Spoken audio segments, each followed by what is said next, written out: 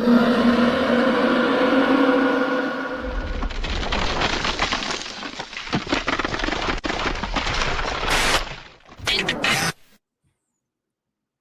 following podcast has been paid for by the New World Order. Well, that's interesting, everybody. We've been taken over a little bit there by the NWO, but hey, we're here tonight. It's episode number 58 of the Dragon's Den podcast, brother. So yeah, we're going to pay our respects to the late great Hulk Hogan and a few others here to start the show as well. But I'm joined tonight by Mr. Get Some Fantasy Football. My time is now. Is that what that means up there, Brandon? Okay, I see how it is. I see how it is. And then Miranda Nicole down there on the bottom, and we might be joined by a few others before the night is out. We'll have to wait and see how that goes and things like that. Been a rough week when it comes to some people passing away, no doubt about it. I hate to start it on kind of a sour note, but obviously we're going to be talking about that to kick off the show here to kind of just, I guess, get the bad stuff out the way first, I suppose. So I guess you just jump right in there. I guess first of all, how are you guys doing?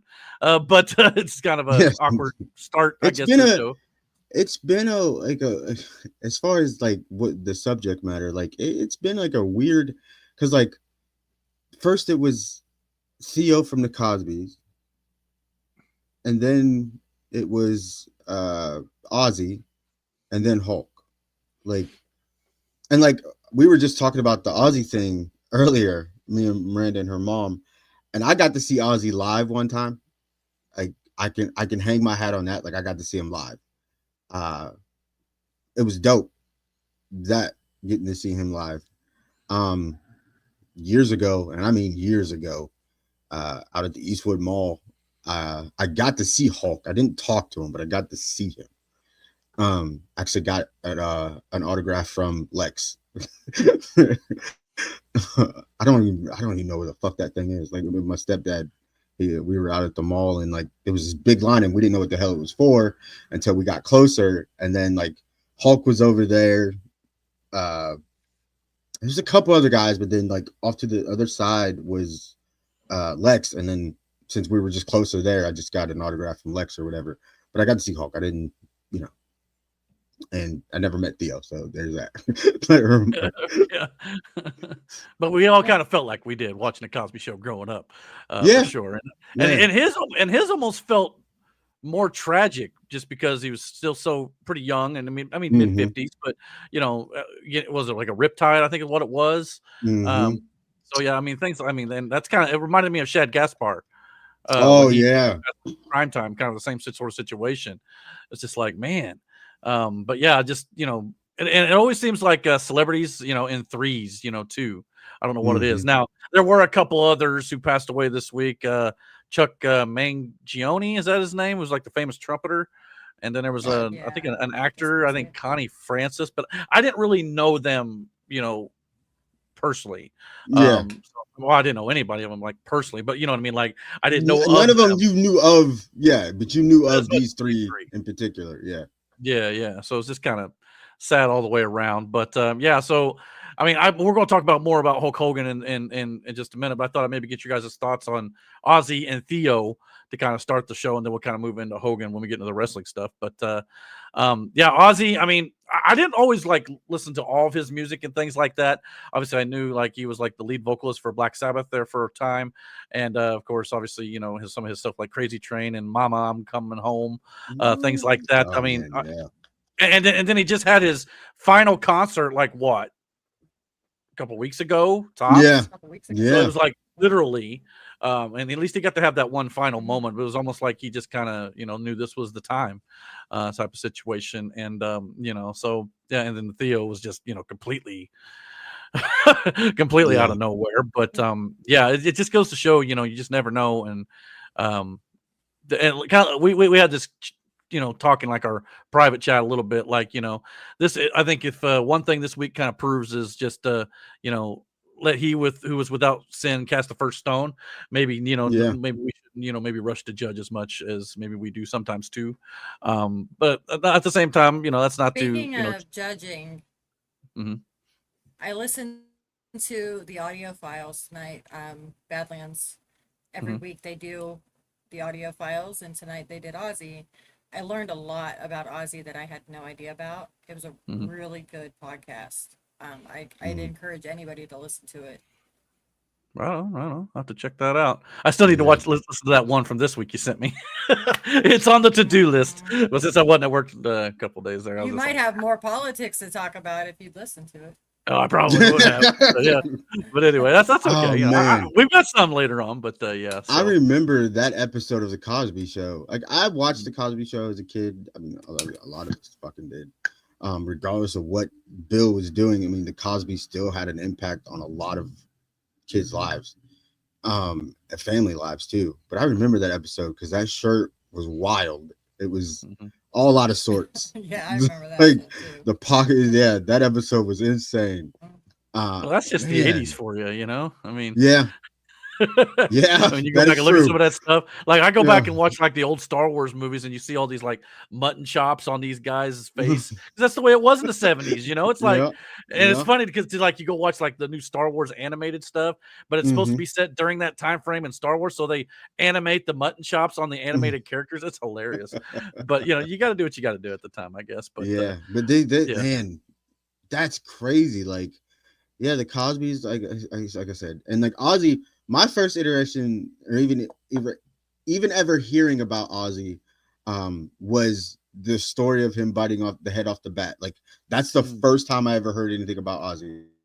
But like I said, I had a bunch of friends who listened to that music, and that's how I got turned on to that music. And then hell, our oldest son, like out of nowhere, one day was listening to Crazy Train, and come to find out, this kid listens to a lot of old rock music and stuff, but he listens to Ozzy, he listens to the Black Sabbath, obviously, Judas Priest, a lot of shit. Like it was a lot of shit.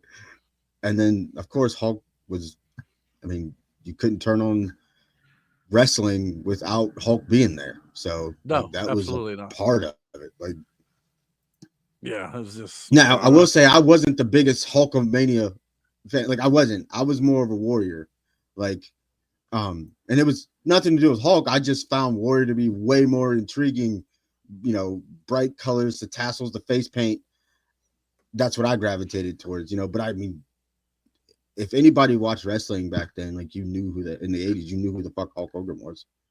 Oh For yeah. sure. Well, shoot, Like, even if you didn't, you knew who he was. no, yeah, That that, that is that also that's the true. thing. Like, he just you know, cleared that upper echelon of, being famous, I guess you could say, to where even if like somebody who never watched pro wrestling in their life had at least heard of Hulk Hogan, knew of Hulk Yeah. Hogan. It was either saw one of his movies, saw one Mm-hmm. of his TV shows or something like that.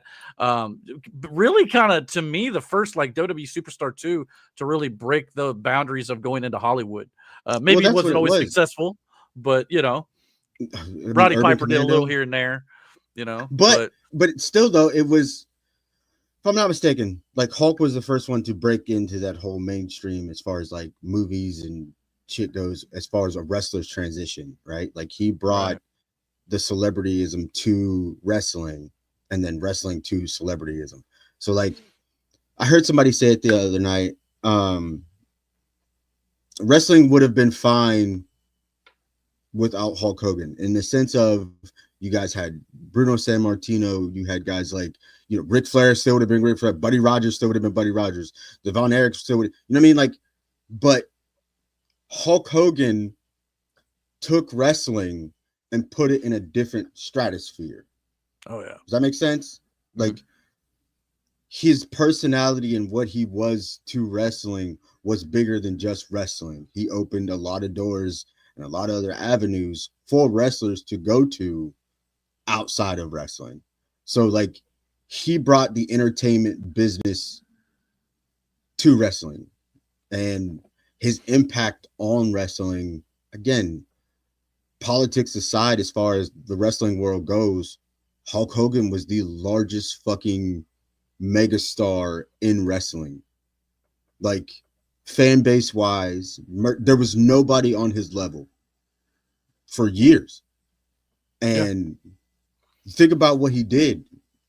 He went from one company after he skyrocketed that whole thing. WWF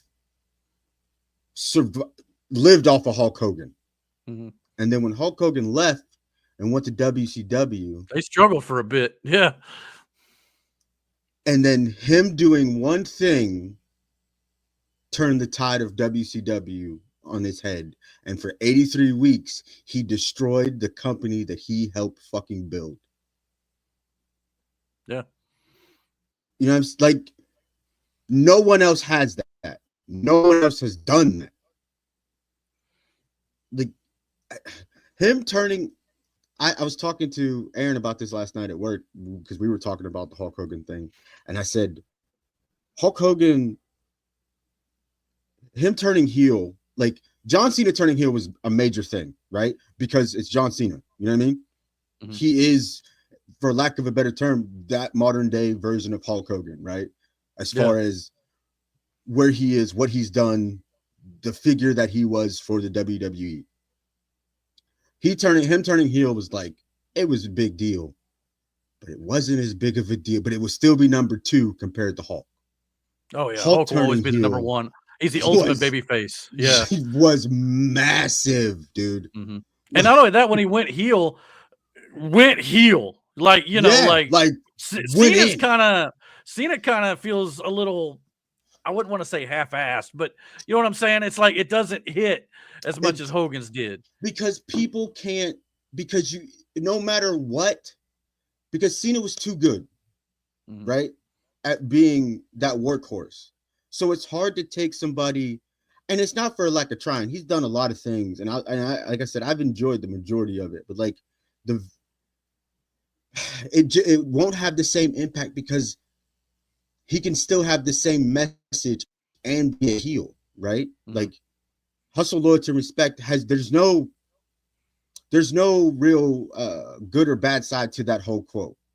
Hulk told you to eat your vitamins and say your fucking prayers, and then he turned his back on everyone he ever told that to. Yeah. You know what I'm saying? Like, and that picture alone is fucking insane. Yeah. I mean, just the irresistible force meeting the immovable object, as Gorilla Monsoon once put it, no doubt. And I guess we'll get into Mike. Shane McMahon? Why does that dude look like Shane McMahon? That's crazy. He kind of looks like it. I don't think it is, though. But I'd have to go back and see who the referee was. I'm just saying, it looks like Shane. Maybe if Mike in the chat can tell us who the referee was. But he said, to get his stuff going, he's got a few here. He said, the older I get, the more I'm seeing my childhood go. Yeah, and that's the thing about Hogan. If you can't tell by the little bandana I got on my head, this bandana came from WrestleMania 8 in Indianapolis at the Hoosier Dome. I've had it for 33 years now, and I don't wear it normally. But I thought I'd break it out for this particular occasion. And again, was Hogan controversial at times? Absolutely. Especially when I got older. I mean, as a kid, he was my hero, right? He was the guy. He was my John Cena, as it were. He was the guy I looked up to, and he was the guy I wanted to watch more than anything on professional wrestling. He made me a professional wrestling fan. Now, obviously, I don't want anybody to come away from this thinking I condone anything that he may have said in the past, or maybe even screwed over when it comes to like politicking in the backstage area or type of sort of situation when it comes to the wrestling companies he work for. Nothing like that. Nothing like that at all. This is purely out of respect for what the man did for the business and giving me a childhood to kind of grow up on, so to speak. So I don't want anybody to get that twisted. But that notwithstanding, like you said earlier, what he did for the business of pro wrestling cannot be matched. I mean, the longevity of it as well. I mean, Ric Flair would probably be the next biggest one for longevity. But cultural, well, I don't know. It's right there. Ric Flair's impact it's not the same. Like it's not. It's a different kind. Yeah. Yes.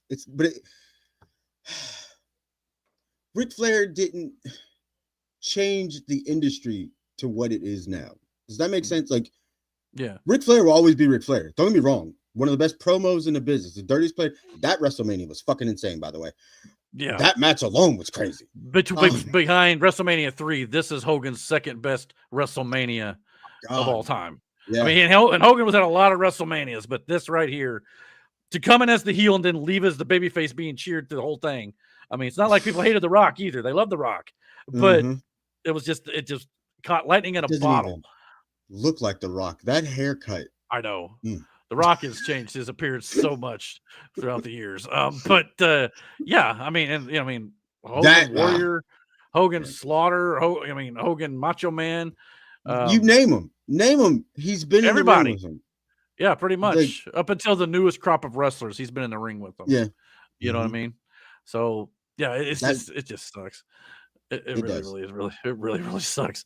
But Mike said, and I'm not gonna lie, I don't normally get emotional when celebrities pass, but this is a guy who I've watched since, like I said, since I was as long as I can remember.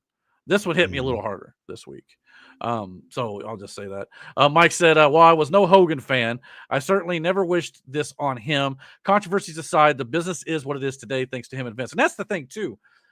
I see all these people online who want to say, well, Hulk Hogan's a racist or this or that or whatnot. Anybody out there ever made a mistake? I mean, I don't know about you, but I'm not perfect either. I'm not condoning what the man said or what he did at certain times. hmm But to act like you have never done that yourself and made a mistake. I mean, not only that, they'll condemn Hulk Hogan right now, but like Mike mentioned, Vince McMahon, when Vince passes one day, there's going to be a lot of people just praising him as well. And he's done just as bad, if not far worse than Hulk Hogan.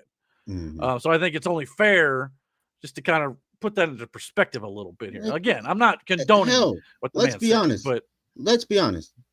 Aside from seemingly Keanu Reeves, mhm. there hasn't been one celebrity that has been in Yeah. the news for something fucked up at one point in time. But yet people still idolize these motherfuckers and don't bash the shit out of them. Like, Mhm. I get And what I he's. bet You would have never known what he said unless it was fucking recorded. Period. Against So his wish, he had no idea what was happening, I believe. So, yeah. there's probably plenty of closeted and closed doors conversations where shit is said that is Mhm. a fucking control, but you'll never know about it because it wasn't recorded. Mhm. Yeah. So And sure, especially I'm gonna way back in say the day this. before the In internet. a Yeah. world where there's cameras everywhere, have you all Mhm. seen the basketball player? I'm pretty sure it was a basketball player that got caught on camera scratching his asshole and then smelling yeah, it. Yes, yeah, I saw that. This yeah, was last. Yeah. Like, Reminds me of a guy we used to let work this be a with. lesson, people. yeah. If you're not going,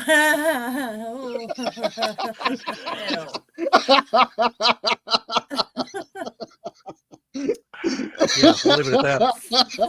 But anyway, I totally threw off her train of thought, completely derailed it. Yeah. yes. Sorry, Brad. I didn't mean to do that. But yeah, I mean, but yeah, that's It's absolutely true though. okay.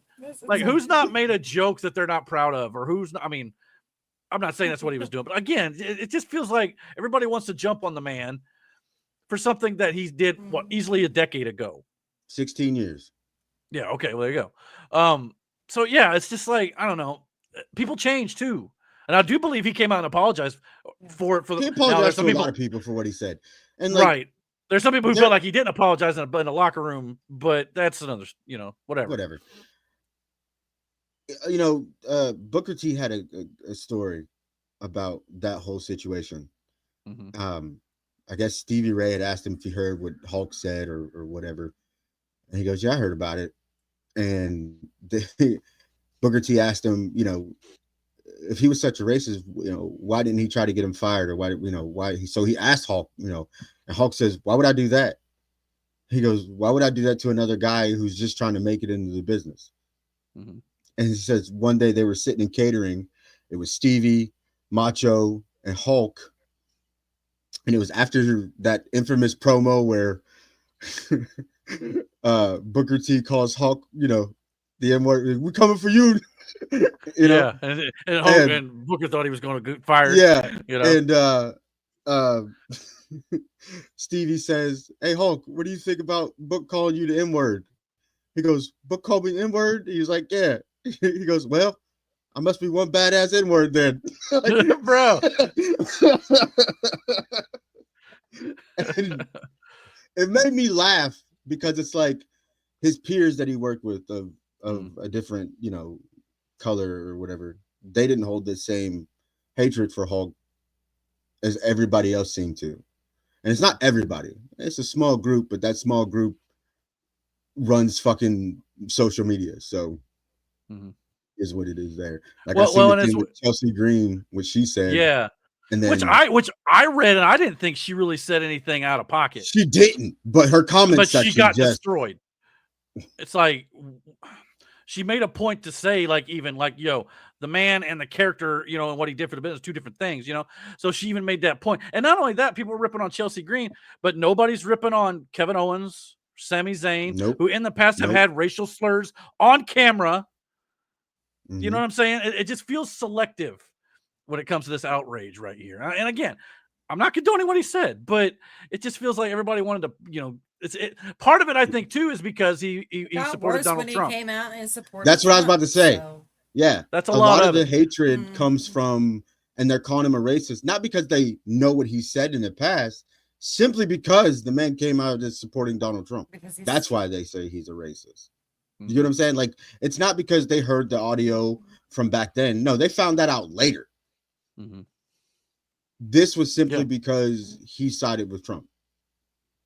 Yeah, which is, again, if you're willing to celebrate a man's death over politics, Celebrating a you need man's to, death, period, is fucked up. period. Yeah, period. But especially over politics, like, grow up. You know what I mean? Just a little bit. I I remember mean, this gimmick too. Oh my goodness. which I don't even know if I should put this in here because clearly that's Mr. America. I Yeah. don't know why. I mean, I threw this in here, but I thought it would be worth mentioning. Maybe it was maybe I got confused with the mustache. I don't know. But Yeah. just like El Grande Americano is Yeah, I don't clearly know who El Grande I Americano. tell you what, he takes inspiration from Hulk, that's for sure. Like He nobody rips the does. shirt, you know what I mean? Yeah, I And mean, Hulk must have been an idol. And the boas on top the of bo that too. yeah, I mean, the That's physique, the whole crazy. deal. It's That's crazy work, but crazy. it's yeah, interesting to Weight see, no belt doubt. too. Yeah, weight Him and belt. Hulk. See, but the difference is Hulk wore short tights. You know what I mean? Like the True. undies. Well, Mr. until America. later in Hulk's career, Yeah, but yeah, Hollywood Hulk though went to the Hollywood tights. Hogan. And then but I mean inspiration is inspiration. You know what I mean? That's a crazy photo. Yeah. That match I was forget, dude. I Vince forget how wasn't terrible. fucking big Vince was. Vince was jacked, big time.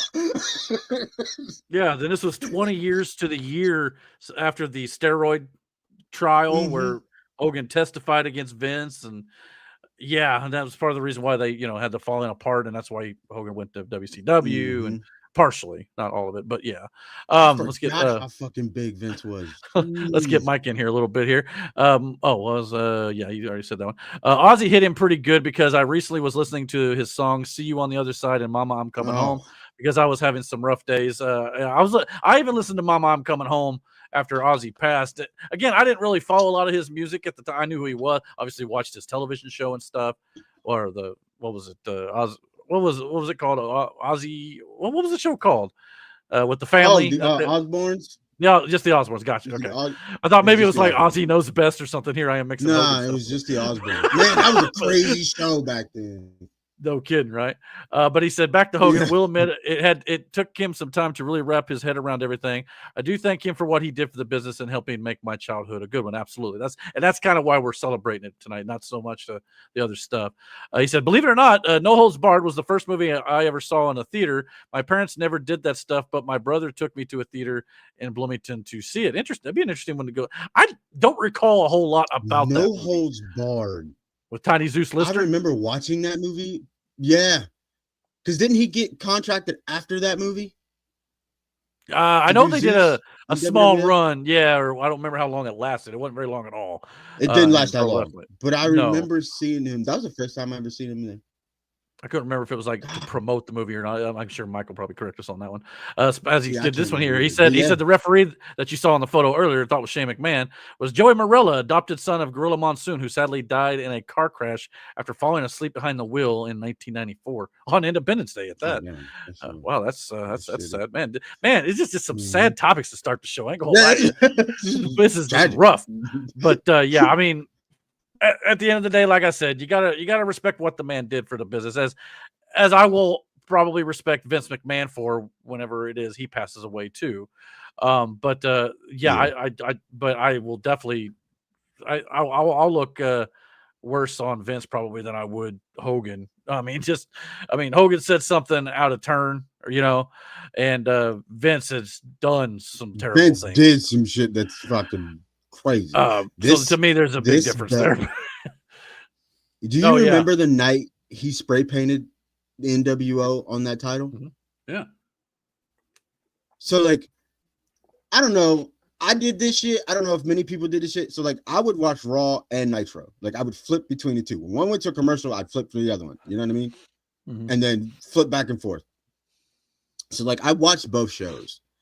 The times when the NWO was there, like when Scott Hall showed up for the first time, then when Kevin Nash showed up, and then when they made that announcement of having a third. Now, I never bought a pay-per-view from WCW, but the Nitro after Hulk turned and came out, I'll never forget it. When he came out to the New World Order song, or no, Voodoo Child, and they're standing in the ring, the amount of garbage that people threw in the ring because they were so upset at Hulk doing this. I'll never forget that image, that last image of them going off the air and he's doing the NWO for life thing, and there's just trash being thrown in the fucking ring. Oh yeah. Well, shoot, right here, right after the turn did it. Yeah. Yeah. Now you throw trash in the ring, you get ejected. Oh yeah, you get thrown out. Don't play that shit. You throw one bottle. Water bottle once. We're talking full ring full of trash. You can't throw one thing. Which I get, it's a safety thing. And I remember that time when someone threw a cup of something and it hit Scott Hall right in the head, and Scott Hall just went like this, and it made him look cooler. It's like it didn't even phase him one bit. It's hilarious to me. Speaking of which, I showed Miranda this too, and Kevin Nash posted a picture of him, Mean Gene, Hulk, and Scott Hall all standing in the ring that night. Was it Bash at the Beach? Bash at the Beach in 1996, I believe. Yeah. Yep. Damn, I'm good. Anyway, and it's that picture while Hulk's cutting the promo and talking, and you got Scott Hall on one side and Kevin Nash on the other. And Scott Hall said the caption was only one of us left. And I thought to myself, that is shit. He has lost his best friend, Scott Hall. Like, that was they were close. Then he lost Mean Gene. Or no, first he lost Mean Gene. Mean Gene was pivotal to this whole NWO thing because he was Hulk's, number one co-signer. Like, when Mean Gene did an interview with Hulk, it was you had to watch it. He was the only one that he wouldn't cut Hulk off in an interview. You know what I mean? Didn't have any ad libs. He just let Hulk run. Well, let me tell you something, Mean Gene. I know, dude. And when Mike, this picture legit makes me sad. Yeah, Mike put it in the Mike put in the chat earlier this week that Mike mentioned earlier in the week that Kevin Nash was the only one left, and I legit like, oh dang, man. Like, and then he ran off this stat about how, like, of the first 9 WrestleManias, only Ted DiBiase, Mr. T, Sergeant Slaughter, and I think that may be it, are the only surviving members of the main events for the first 9 WrestleManias now. When it comes to competitors, shit, I think that's right. I think it's just those 3. I think so. So yeah, and that it's just like, dang, man. First 9 years, and WrestleMania 10 even has 1 missing with LT still around, but Bam Bam Bigelow passed away. So WrestleMania 11. Oh wait, that was 11. 10 was Yokozuna. But so yeah, WrestleMania 12 is the first WrestleMania where both competitors in the main event are still alive. That's Bret Hart and Shawn Michaels. And they're getting up there in age too. It's like, gosh, man. It's just like, I don't want to talk about this anymore. I know it's like, we'll move on here in a second. But when it starts, when it starts hitting you like that, like when reality really sets in, like it fucking sucks. Because like I said, I watched all of these guys. My mom was in love with Big Daddy Cool Diesel. Like, loved her some Diesel. Big Daddy Cool was a huge Scott Hall fan. Yeah, oh yeah. Yeah. I was a huge Razor Ramon fan. You know how many toothpicks I flipped at people? Oh, aggressively. Yeah. Just, what You were the talking bad about? guy. Yeah. Yeah. Oh man, It just sucks. this is Um, truly sad. Mike said when the movie was being promoted, they signed Zeus and promoted the movie. That makes sense. It led to Hogan and Beefcake Okay, yeah, versus okay. Savage and Zeus, which I saw Brutus Beefcake's response to Hogan passing too, and it kind of hurt, it broke my heart a little bit because it's just like he said something along the lines of, wish we'd been able to mend our friendship or broken relationship or whatever before he Hmm. passed, and it didn't get a chance to happen. Or I don't know exactly what happened there, but I just felt bad that he didn't get the chance to reconcile. That just Yeah. sucks even worse. Mike said rumor was they wanted to do Hogan and Zeus at WrestleMania 7. Yeah, I don't know if that would have gone so well. I don't even really remember the match that Hogan and Zeus had, to be honest with you, if there even was one. Hmm. I have to go back and look at that too. Mike said also, sad fact now is that you have to go to WrestleMania 12. Yep, to see one of the wrestlers still alive in the main event. Absolutely. Bret Hart from WrestleMania 10. Yeah, he's still around. Well, Lex Luger is too, technically. Oh, unless you're talking about WrestleMania 9, I don't know. But you were talking about anyway. But anyway, there's very few main eventers still left around from the first 9 to 10 WrestleManias, and that's really just sad altogether, no doubt about it. So, yeah, but I guess we can move on from the sadder parts of this, no doubt about it. It just sucks, but also it's a reminder to everybody that our time is short here on Earth, and it's treat people right, pray, I guess eat your vitamins, that sort of deal. But Like it just legit, kind of puts everything in perspective. Yeah. I've never been a religious person. Like, Mhm. you know me. Yeah, we've talked plenty of time about this shit. But like legitimately, as of late, that's what I've been finding myself doing a lot more. Mhm. And like, and I guess when Well, stuff like this happens, it just really puts it in perspective too. that and just the way the world's been as of late, it just really makes you start thinking about things like that, and because I've been doing the same thing. Yeah. You're not the only one. So yeah, I mean, it definitely when somebody like this passes away, that like you said, would you've seen for I've been watching for 30 years now. So like literally, Hmm. I was 3 years old when he won his first WWF championship, and Hulkamania was born. I was 3. Like, yeah, it's insane. Mike said, by the way, never did do Hogan versus Zeus go 1-on-1. They had a tag match at SummerSlam, Survivor Series tag elimination, and a tag cage. I didn't even know they wrestled 3 times. That's crazy. It's probably for Jesus. the best. Probably for the best that Tiny Zeus Lister did not go 1-on-1 with anyone. Tag match sounds like the best No, idea. no, To be, no, to be quite no. honest with you, so I totally get it. Totally get it. So yeah. All right, ladies and gentlemen, I think we're going to move on to a little bit brighter spots in the world of pro wrestling. So let's do that real quick. And if I could figure out how to, they've changed this settings and stuff like that. All Oh, right. one more thing, and then I'm done with this. Okay, cool. That tribute they did was Mhm. great. And did you see the video of the little kid and going into that? Oh yeah, I said Hulk was it at a signing. What you Oh gonna my do, brother? lord! Oh yeah. That little kid, he was in it, and Hulk let him cut, and then Hulk, cut his promo, and that little kid, he ripped the shirt. I said, "This kid," but that's what it's about. That's what nobody's talking about. That part though, like that's a core memory for that kid. That will always be something that he can think back on, especially now. And he had that moment with Hulk. You know what I mean? Like, and not many fans get that opportunity like that, And you mentioned the WWE salute and stuff too, which I think they did it the appropriate way too.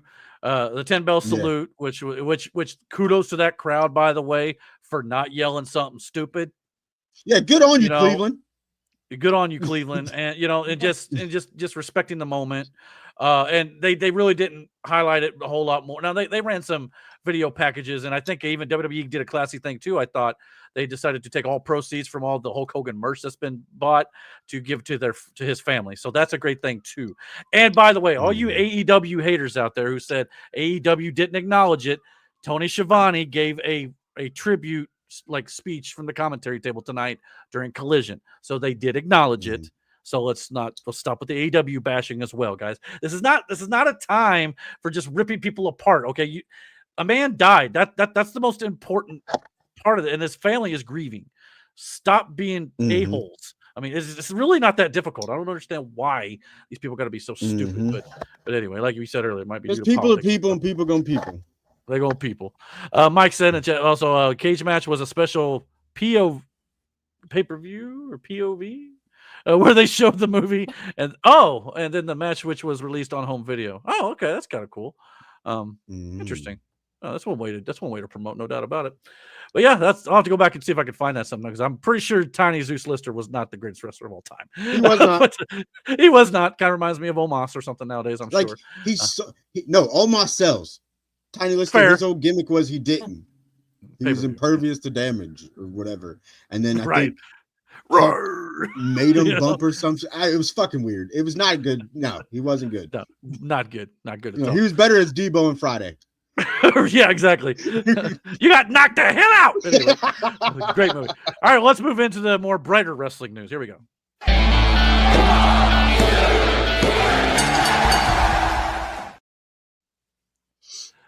All right, let's see if I can switch over to headphones here and take the bandana off without actually turning off my headphones there. Still sound good? Ready? Check. Yeah, you're good. This guy with these hats. Like, what are we doing? Well, Fantastic Four came out this week. We're going to talk about it a little bit too. So I thought you bought merch? I've had this for about a couple months now, I think. Okay, I hate everything about you. Go ahead. What?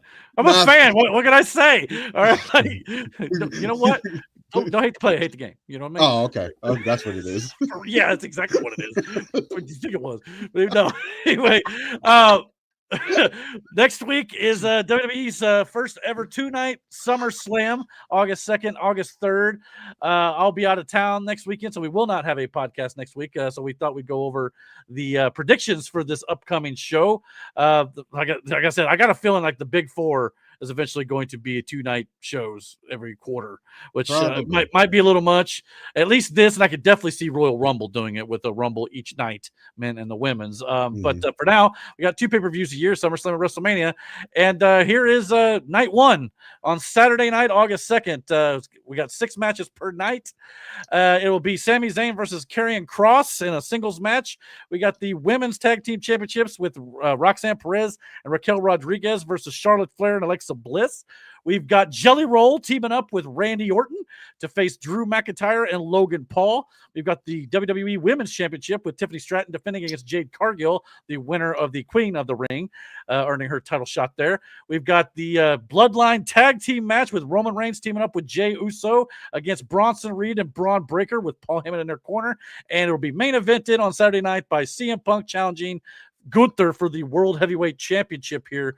What do you think about night 1? What are you looking forward to the most? And who do you think is going to win these matches? So, damn. Kind of stacked. Yeah. Yeah, I mean, Sunday isn't as stacked for me, but it's, every match on Sunday is a championship match. So we'll go over that in a second.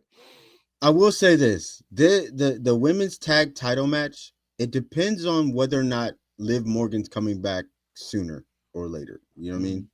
Because if they lose, then I could see them, her coming back pissed off that Raquel, teamed with Roxy and they lost their titles. But if they win, I could see it as Raquel kind of turning on Liv too, depending. But I honestly feel like they're going to put those titles on Flair and Bliss. I think it makes a lot of sense. Yeah, because their chemistry has actually been really good between the two of them. Now, with Liv probably being out, I would say probably till at least toward the end of the year, if not into next, that I could see them, still doing the Judgment Day thing and still kind of having Roxanne sticker, kind of like what Liv and Rhea went through. Yes. Kind of, just the exact same thing here. So I can totally see that happen. Yeah. But yeah, I think that one's probably going to be Flair and Bliss, which, like I said, I'm totally fine with. I hope Karrion wins against Zayn, and I hope he needs it. Yeah, for sure. But part of me, like, legitimately would love to see Karrion Kross and Aleister Black either form a faction or a team together. And even though it didn't make the pay-per-view, interesting to note, next week on SmackDown, Damian Priest and Aleister Black are wrestling on that show too, so that'll be a fun match. They're gonna beat the shit out of each other. That's gonna. I kind of wish it was on the pay-per-view, but there's not a lot. Yeah, even night 2 would have been good though. I mean, but what do you cut out then if you put that? I would have rather seen that than Sami and Karrion, but they've been building that. They've been building that more, so I got no problem with it. And I feel like Karrion's time is Like Yeah, he needs get the like man some due. I want his you know? moment. You know what I mean? Like Yeah. Karrion is a hell of a guy in the ring and a hell of a character. So like I want them to start doing more with him. So I'm fine with that. I think the Jelly Roll and Orton versus Logan and McIntyre are going to be better than people think it's not going to be. Yeah, I think he could surprise some folks. Now, I ain't gonna lie, it didn't look like he was doing a whole lot on SmackDown last night. Some shoulder blocks and some punches. I want to see more from he Jelly threw a Roll. black hole slam in there. Oh, did I must have missed that part. My apologies. Yeah, That's he good. black hole slammed Logan Paul. Okay. Fair enough then. Fair enough. I am intrigued to see what he looks like though. I'm gonna give him some credit and I'll see how His that punches training. were bad.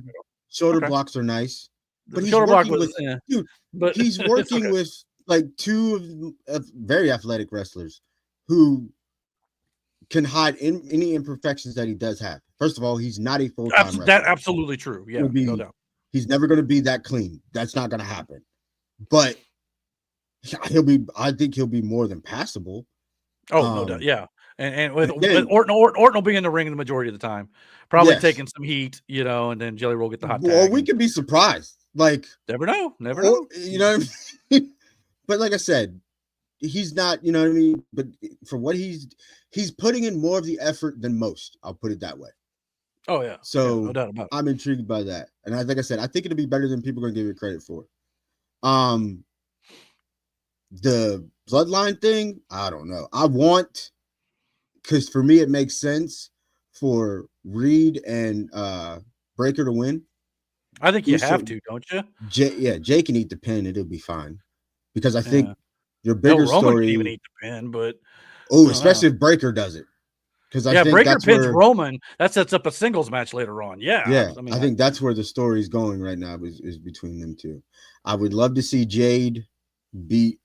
I think that's happening. Stratton. Nothing against Tiffany Stratton, but this title run, it's not. No, I mean, I don't know what it is. It's just not clicking. So if nothing else, you let Jade run and see what she can do with it. I feel like having Jade win also propels the story between her and Naomi. I know Naomi's on Raw with the women's title there, but I don't know what they're doing with Jade then. It's not, that feud's not over. Something's gonna happen where is Bianca on SmackDown? Yes. Oh, that's going to be interesting. That I still would like them to pull the trigger on. I was the mastermind behind it the whole time, but it might be a little late for that now. I don't know. But either way, I don't know. I don't think so. I really don't. Maybe get a jealousy thing in there at least. Yeah. Nothing else. Something. So yeah, that's probably what I forgot Bianca's on there. I really did. Raw or SmackDown. I think she's on SmackDown. If not, move her there. You can make it work. No, but I think she is because they all three were on SmackDown at one point. Okay. Naomi's the only one that left after she won the title. After she cashed in on that does sound right. Okay. So I think it'll be a good match, but there's no way Gunther's losing to Punk.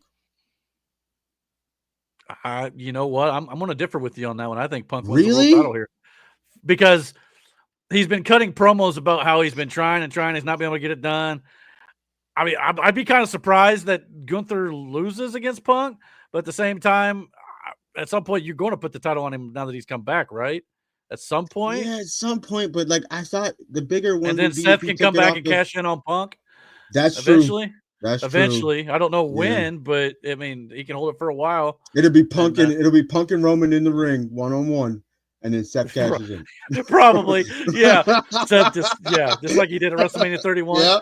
I can see it. I mean, wouldn't be surprised. I mean, that might literally be WrestleMania before Punk or before Rollins could do that. I don't know. We'll have to wait and see. But if you believe this injury angle is real, okay, I have some theories about that. Yeah, I know. There's some people thinking it's not nearly as bad as it was because he's done the same stunt before, same leg too, and he pulls it off flawlessly to make it look like he really fucked himself up. Does he cash in this match?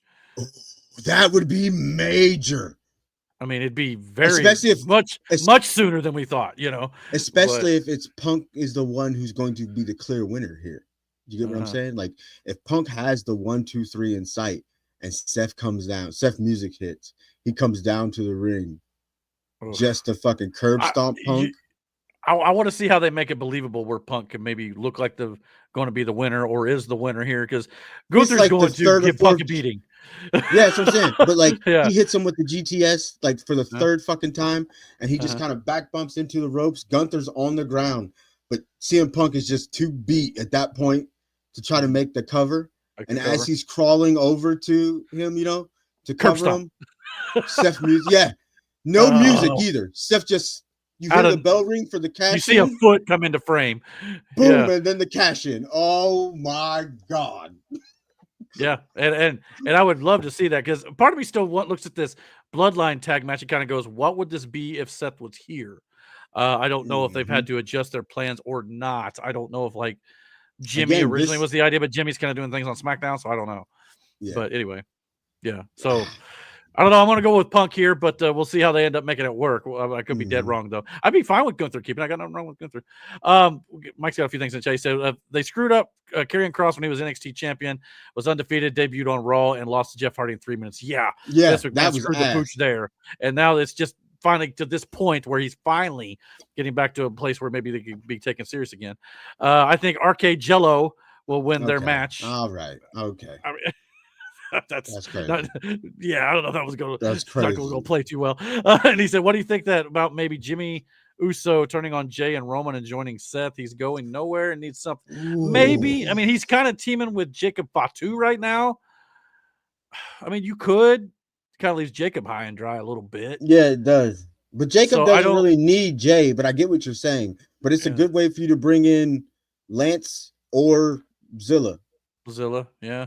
I mean, it's very possible. Speaking of which, I guess we'll run down the Sundays card, which is going to be highlighted by one of the matches with Solo Sikoa versus Jacob Fatu for the United States Championship inside a steel cage, mind you. That's gonna So be we'll see. So crazy you work. know Jimmy and Talatanga, Tamatanga, Tangaloa, whoever they could get is going to be, and JC Mateo is going to be helping Solo. So you know that's going to be crazy. We've got Dominic Mysterio finally defending his Intercontinental Championship against AJ Styles. We've got Becky Lynch defending her Intercontinental Championship against Lyra Valkyria. We've got Naomi defending her Women's World Championship against Rhea Ripley and Io Sky.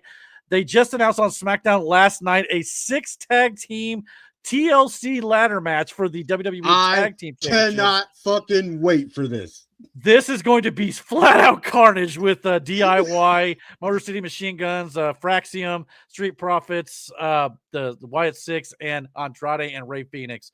This Holy is going crap, to dude. be fucking insane. This is going, I mean, I mean, it's 3 more teams than the Dudleys, Edge and Christian, and the Hardys did. This is twice as many teams. All 6 teams are very talented. Yes. I don't know who's coming out of this one alive. Okay. Listen, we have seen what DIY can do both as a tag team and individually, like one-on-one with each other, the matches they went through there. If you don't know anything about the Murder City Machine Guns, go back to TNA and watch any of their tag matches or the X Division title matches. Oh yeah. Ultimate X, yeah. And Chris Sabin, the Andrade thing could do. Kind of cutting up there a little bit. Go ahead. It's kind of cutting in a little bit out there. But yeah, this right? What? I can't hardly hear you, brother. Go ahead. No, I was just going to say that this thing is going to, like I said, make those old TLC matches look like child's play when it comes to these 12 men in the ring here. And you know the other members of the Wyatt Six are probably going to get involved as well. So no doubt about it whatsoever. And not only that, I think the pairing between Andrade and Ray Phoenix is actually working very well. I think these two guys have got some great chemistry together. Kind of felt like an odd couple pairing there, especially when you got Penta over there on Raw and you got Ray Phoenix on SmackDown. But I think it could actually end up working, all things considered, in the long run. If I got to take a winner here, I would probably go with the Wyatt Six retaining, just because they just got the titles literally a couple weeks ago. Yeah, so that's probably who I would take there. Becky Lynch, I got her probably retaining her Women's Intercontinental Championship. Naomi definitely retaining. AJ Styles might be Dominic Mysterio, but I don't know why you would do it. I just feel like it'd be better if Dominic Mysterio was to retain here and continue with the Intercontinental Championship for the time being until something else. I mean, AJ's going to make him look like $1 million here, no doubt about it. And of course, they're all completely gone. So at least I'll have to run the show myself here for a little bit of time here. Maybe Mike can keep you company with some chats here. But yeah, and Solo Sikoa versus Jacob Fatu, definitely going to be a fight, no doubt about it, inside the steel cage. I mean, they've kind of traded this title back and forth just a little bit. So I don't know exactly which one is going to maybe come away with it. But I could totally see Jacob Fatu regaining the United States Championship here.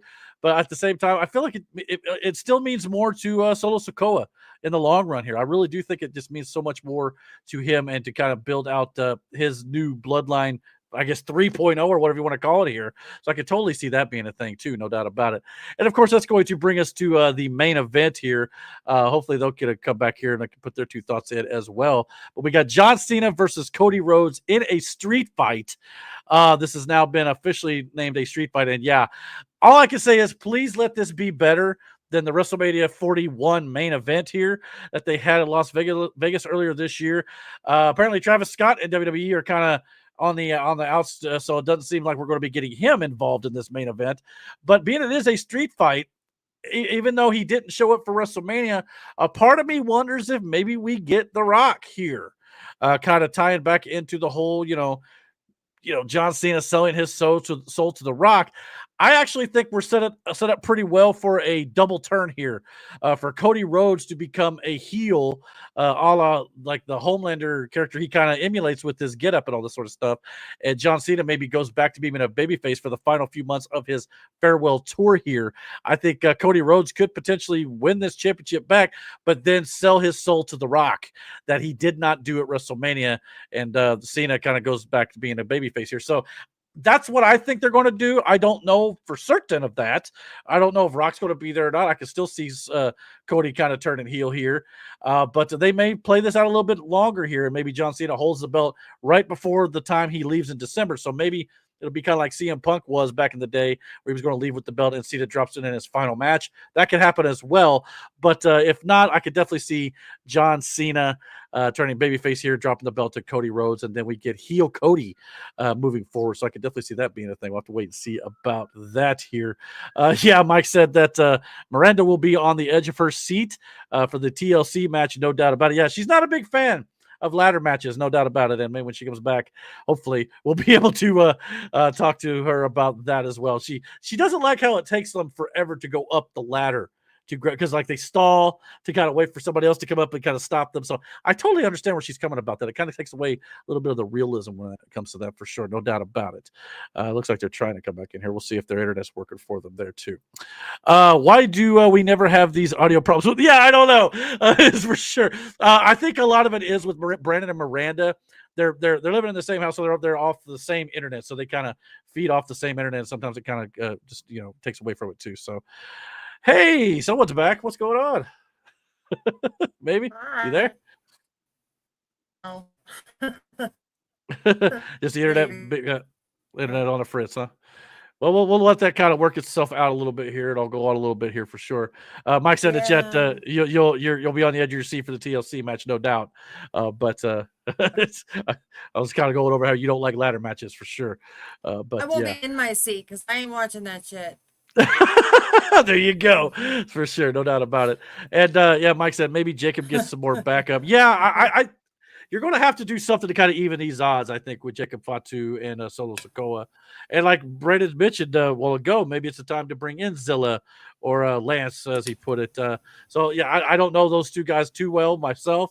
But, yeah, anybody else that you can kind of come in and team up with Jimmy and Jacob would be a good thing, in my opinion. And then we'll have a whole another bloodline. Maybe we'll get like a 3-way bloodline faction, with Roman, Jimmy. Well, I guess Jimmy's with but I don't know. There's a way you could do like a whole big bloodline thing, which eventually, again, I kind of wonder where this bloodline stuff is going to go with Jacob and Solo.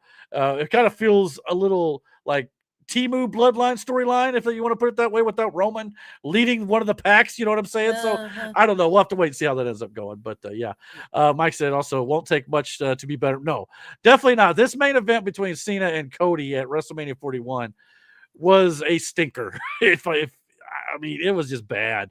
Again, a lot of that had to do with the fact, in my opinion, that Rock didn't show up to kind of pull his weight a little bit there. But the match wasn't good in general. And then the finish that they booked was just awful with Travis Scott. So, yeah, with the street fight stipulation here, obviously it'll be a little more exciting there for one, because there's some, stipulations to the matches where you could use like weapons and stuff. But yeah, who could get involved is my bigger question there, no doubt about it. And he also said maybe Cody wins despite The Rock leading to tension between Rock and Cena. So yeah, that could be true. Maybe Cody wins the belt, but The Rock, or maybe Cena, or I'm sorry, maybe Cody doesn't join Rock, but at the same time, you get Rock and Cena with some tension between the two there. So yeah, we got Brandon back here. Maybe I can run over my theory on the main event to him if he can hear us there. How you guys doing there? Oh. Yeah, can you hear me? Do better? Yeah, you're good. All right, I'm going potty while you're back. Right on, no problem. I was just going over the main event a little bit here too, about how it's a street fight between Cena and Cody, and but my theory is that perhaps since it's a street fight, I have no idea if The Rock may actually show up this time, but my theory is if he was to show up, potentially, and even if he doesn't show up, potentially we get a double turn here. John Cena goes back to being a babyface during the final few months of his farewell tour, and Cody wins the title and goes heel, potentially joining The Rock and selling his soul to The Rock like he would not do originally, because he's been teasing a little bit that he's willing to hit Cena with the belt now. He's willing to take some underhanded tactics in matches. He's, it just feels like this might be the chance for Cody to finally go full-blown heel against John Cena, who may go babyface on the end of his career there. So what do you think about that theory? I can see that happening, but I don't want it to be because of The Rock. Because I feel like that ship has sailed. Mm-hmm. You know what I mean? Like, it's just it's kind of like no point in doing it now. You know what I mean? But to answer your question, that could work, but it depends. Do you want to see a heel Cody? Because for me, Cody's the ultimate underdog. He's the best at being the baby face. You get what I'm saying? Yeah. And I don't know. Do you have it be one of those things where this is just a heel or a face using these antics because he's been pushed too far? You know what I mean? So they didn't necessarily have to go heel, but it's just I'm willing to stoop to your level to do this, to beat you. You get what I'm saying? Like, right. He's still the face, but this is what that heel has pushed him to now being on your level. You know what I mean? To beat you.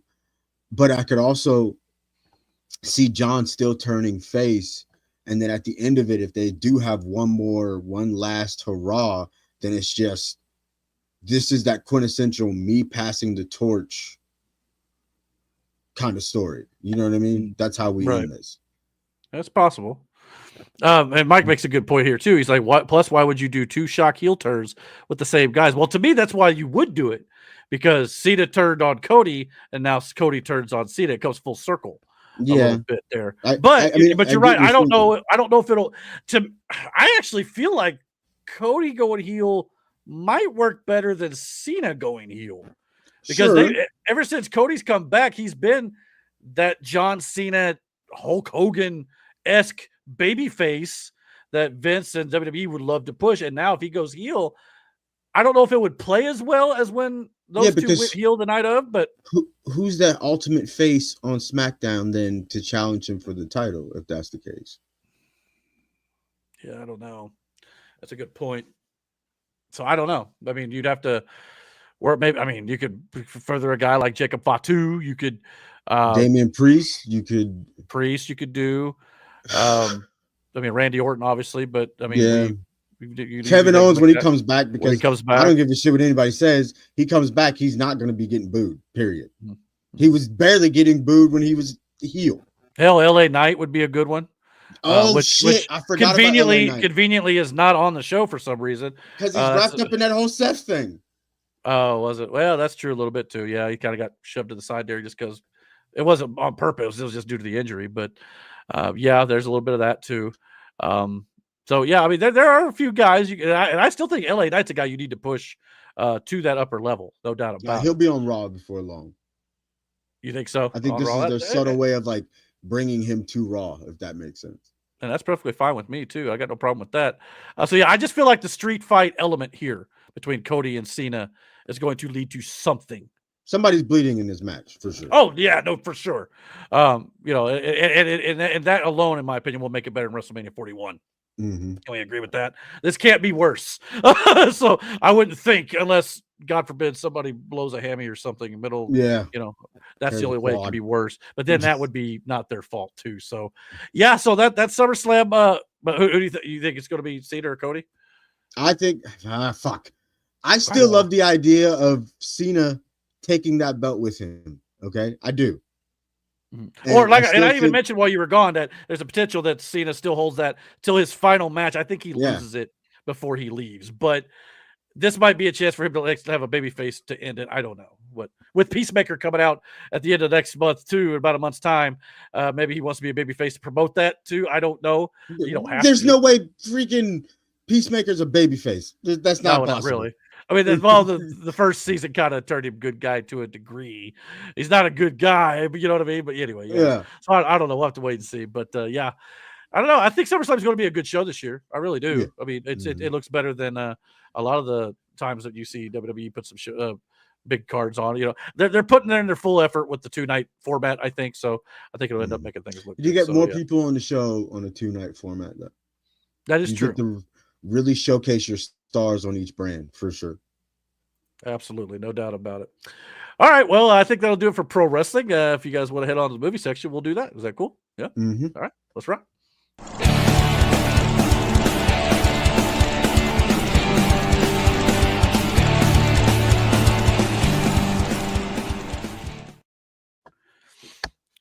All right, so before we move too much further here, I thought I would do a quick little review of Fantastic Four: First Steps. I got a chance to go watch this movie last night, and I'm not going to lie to you.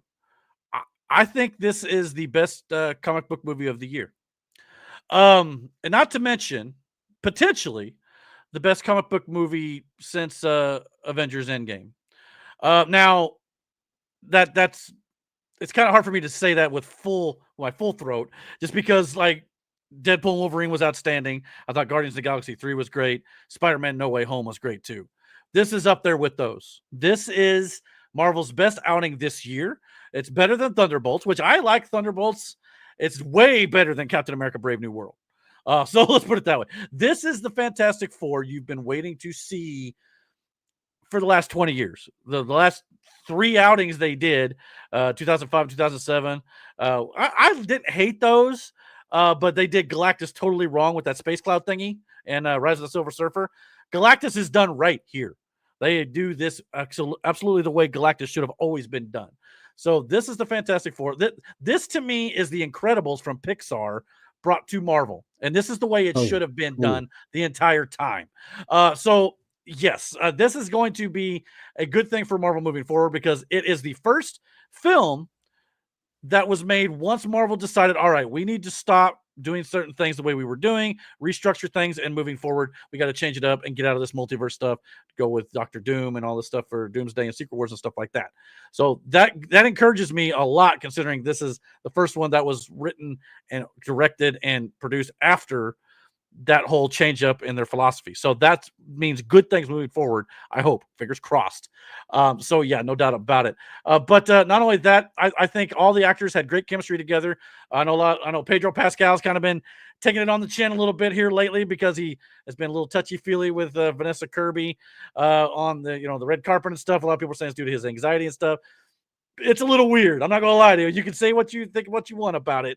Miranda's smiling. I know she's got some thoughts probably, but for sure. You want to say anything about it? Just agree. It's a little weird. Oh, I got you. It's a little weird, but I'm not judging. She's consenting to it. But a lot of people were saying, she's married, so whatever. But you can think what you want on it. But that notwithstanding, I think Pedro Pascal does an excellent job as Reed here. I really do, as Reed Richards. And Vanessa Kirby's great as Sue Storm as well. Johnny Storm is Johnny Storm that you know and love. And the thing is great as well. I'd like to have maybe seen more when it comes to the Thing and some of the things he may have been dealing with from his past when he was human and stuff like that, which we kind of touched on a little bit in the 2005, 2007 versions a bit.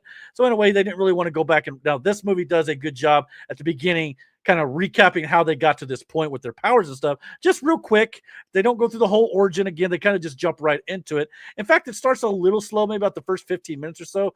But as soon as they go into space to go out and face Galactus, it turns on its head and this movie just takes off. So it's absolutely great. By the way, a lot of people were talking about, oh, this movie's going to be woke because they made a Silver Surfer who's a woman in it, which again, I got no problem with female characters or anything like that. But when you have a male Silver Surfer in the comics already, there is this female version of that character as well, Shala Ball, and that is the one in this movie. But the reason why they chose her in this film is because there is a narrative story told between her and Johnny Storm. It's there on purpose for a reason. It's not just in there to kind of, check that woke box, as it were. So I was very happy to see that, because that very easily could have been a very bad decision if it was just in there to be in there. I don't like when they just like do these certain swaps just to do it, to check off a little political box. I don't like that at all. This movie appeared to have none of that into it. I also got to definitely highlight I think it's Matt Shackman. I think that's his name. He's the director of this film, who is also the director of WandaVision on Disney Plus. The 60s aesthetic is ripped right out of the stuff that he was doing in WandaVision. All the stuff from like the 50s and 60s and 70s TV shows. He brings that to the forefront here on a grander scale. And I think that really makes the movie pop and gives it its own unique feel and look, no doubt about it. I also got to mention this too. This is in the trailer, so this is not a spoiler, but Sue Storm is pregnant in this movie with Franklin Richards, the character that will go on to become a big deal in this multiverse saga. If you know the comics, you know that this kid is more powerful than probably every character surrounding him in this photograph. And that is shown in spades in this movie, and I thought they did a great job with it. And the post-credit tease that they have at the very end, I won't ruin it here, but it is definitely worth sticking around for, at least the first one. The second one is definitely more on the funny side, haha. But it's kind of, you can almost skip that one. But that first one at the very beginning of the mid-credit scene is definitely worth watching and sets up Avengers Doomsday perfectly. So I think that will be a great thing moving forward. So yeah, all things considered, I think this was a lot of fun. Herbie, by the way, the little robot, which we never got in any other previous versions of the Fantastic Four, absolutely hilarious in my opinion. I thought he was like a Wally type character in this little family here. He definitely made me laugh a few times, and I hope he gets involved with the Avengers and stuff too moving forward. So overall, I think July, Super Jurassic, as they've been dubbing it here over July, it's kind of lame, but whatever. Jurassic World, Superman, and Fantastic Four, 3 really good films, probably the best month at the movie theaters in a long time. Out of the 3, I think Fantastic Four is the best film. Superman is the most fun, and Jurassic World was it was okay. It was good. It was kind of middle of the road for Jurassic Park, and we've gone over that in podcasts before. But overall, I think it's a great time at the theater. So if you're looking to go do anything in this hot, scorching weather that we're having here, definitely I recommend going to a theater. Hopefully, it has a little bit better air conditioning than the one that I went to, but it was a little warm during the Fantastic Four show. But anyway, but I also think we could be entering a renaissance of the comic book media genre here. If we got Superman and Fantastic Four, and this is what we got to look forward to in the next 2 years. You got Supergirl, Lanterns, the Batman Part 2, Clayface over there with DC. That's great. Next up for Marvel, Spider-Man Brand New Day, and then the 2 Avengers films. We're looking up right now. So I think this is a thing to kind of get excited about. And if they're as good a quality as Superman and Fantastic Four were, we're in for a treat. So comic book genre is not dead. Comic book fatigue is not really a thing. It's more about bad comic book movie fatigue at this point. But with all that stuff with the Fantastic Four, first of all, do you have any thoughts on the Fantastic Four movie? Are you looking forward to seeing it? I'm sure you guys have not had a chance to check it out just yet. But no, I haven't seen Batman or Superman yet. Or Batman or Superman. I haven't seen Superman or Fantastic Four yet. All right. But I want to see them both. They're great. If you don't see them in theaters, definitely as soon as they come out on streaming for sure. Yeah, but go ahead. Yeah, what are your thoughts? So this is why I don't go by like the initial thoughts of movie reviews like right out the gate, simply because you see it one time and you just assume this, and then like you put out a shitty review. So I don't. So a lot of the early reviews that I've seen just for like Superman and this was people thought it was not good. People didn't like it for whatever reason, and they were just like putting out all the negative shits about the movie or Oh scenes in yeah. the movie that they didn't like. So I'm like, no, I haven't seen it yet. But then later on, from two accounts that like I value their opinions on movies and their reviews, they saw it. And the one guy even said his Fantastic Four bias to the side, he really enjoyed this movie. Kind of gave the same review that you did about it. So Mhm.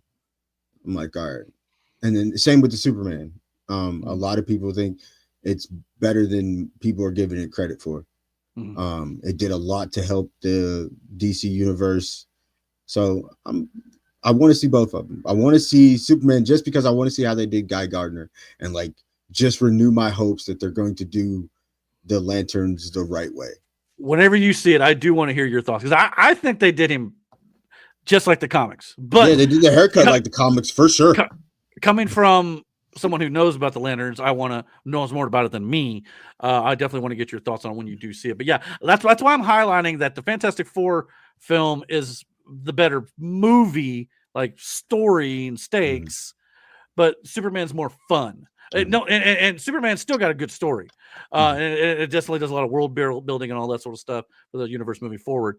But yeah, I just feel like, and then they're both good in their own right. They're just good in different ways. You know what I'm saying? Mhm. So yeah, I think both of them are definitely going to be a launching pad for the future of both DC and Marvel. So I think that's great. And thank God, because it's like we've been through a lot of crap, especially on DC side. Yeah, But Marvel over the last few years has had I, win and then about 3 losses and then win and another 2 losses. You know, it's like let's have some consistency with some good for a while. I hope so. Yeah. I think for me too. I think the and this is just my personal opinion. The last good DC movie that I watched that I enjoyed from start to finish was Deadpool. Yeah. You know what I mean? Like, and I don't know if it's because I am a big Deadpool mark, but I don't think that's the case. I think legitimately, story wise, it had everything you wanted. It had the action. It had that fan service. It gave you Wolverine down on all fours. It gave you that banter between Wolverine and Deadpool that happens. And people shit on it, but it gave you Gambit, which Yeah. I know is he is a lot Oh, of I'm about to people's make a name for favorite. myself here. Yeah, Yeah. you the memes are all the memes and shit about it. We make, but like it gave you hope. You know what I mean? So like Mhm. it was everything you wanted in a movie. And like for me, and I told you we watched Aquaman together. I enjoyed Aquaman, The first one, the first one. right? Yeah. Yeah, Second one wasn't that great. It was basically the same movie. Just yeah, it, just. it, it was okay, but it was better than some of the other ones they did in there. But Mhm. yeah. And I So had my reservations about the Justice League one. Well, it wasn't really the Justice League one, but you know what I mean. Like it was Superman v Batman put a shitty taste in my mouth. I hated it. mm, you ain't the only one. Um, But it was like I was losing hope in ever getting a good DC. We don't talk about the original Green Lantern movie ever. mhm, mhm, So like I'm hoping to have something like that. You know what I mhm, mean? And if Superman is the one that's going to kick that off for me, and mhm. then we could get an actual. I know they're doing a TV show, but I still want to see it on the big screen. Oh, absolutely. Oh, I have no doubt that these characters will jump over to the big screen at some point. I think it's just kind of the first spot because obviously there's a bigger thing with the lanterns, at least with Guy Gardner starting out early on, and I think the other lanterns will be involved with as well. Or, I mean, the core itself will be out there too. So, yeah, I have no doubt that it's going to be a Okay. thing moving forward, no doubt. Mike says, take a superhero from both Marvel and DC and a villain from both to do a team up movie. Who would you choose for each side? Oh, he loves these I questions. would love to see Yeah. Batman and Deadpool, just because Batman is serious nature. But I would love to see Deadpool's interaction with Joker and shit like that. You know what I mean? Okay, so a superhero from both Marvel and DC. Oh, I thought he Okay, meant. it almost sounds like two superheroes and two villains from each Oh, I side, thought but he meant like which I ones you don't want to know. see crossover. I couldn't tell if it was like a superhero and a villain team up or how we got that put out there. But heroes versus villains. Okay, so I guess it'd be Marvel and a DC heroes versus two villains from Marvel and DC. Um, yeah, I mean, Oh, two that's the heroes. thing. Oh, We Jesus. could go all day with this one. I would. We won't for Miranda's sanity, but oh gosh.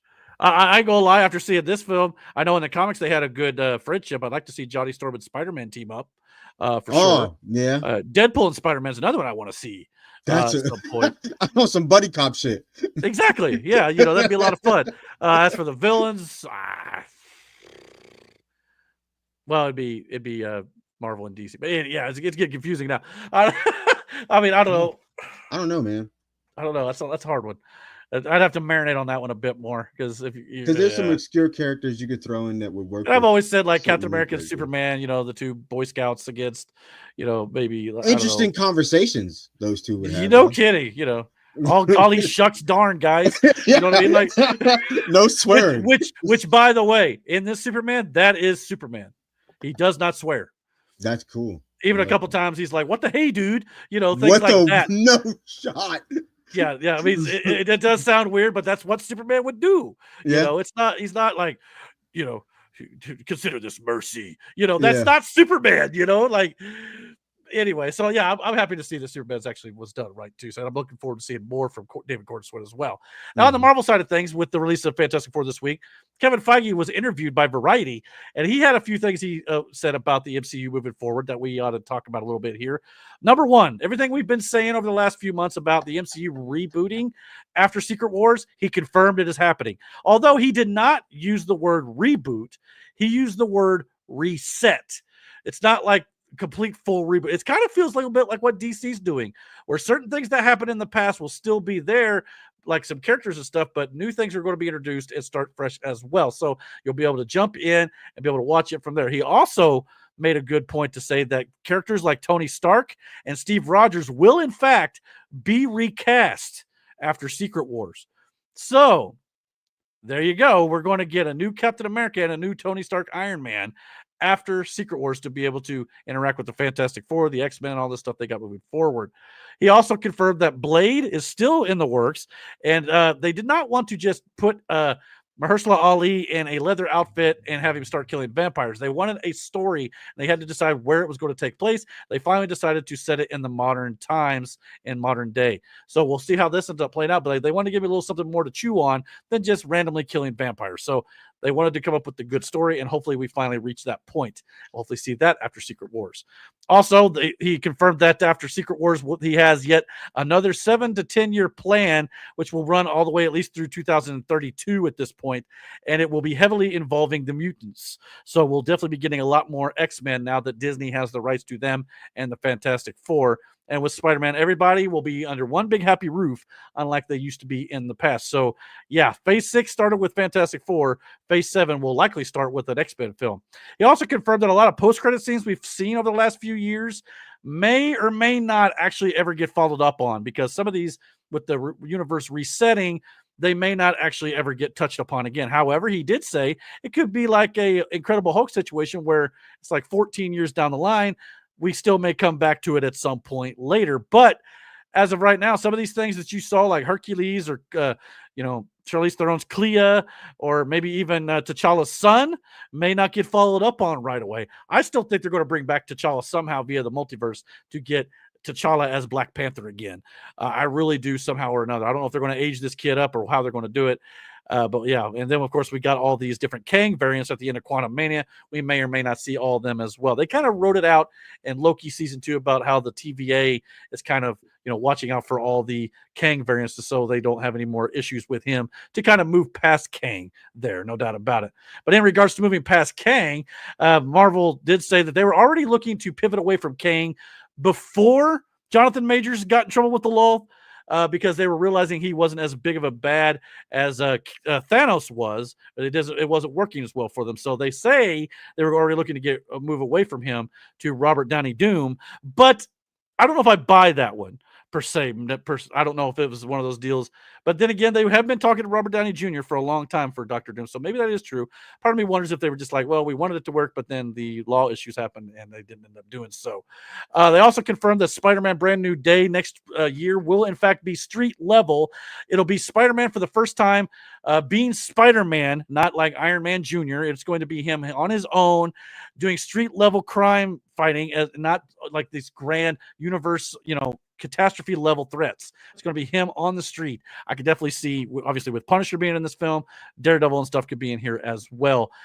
He also confirmed that they cannot use Miles Morales in the MCU right now until Sony is finished with the animated trilogy, which that makes sense.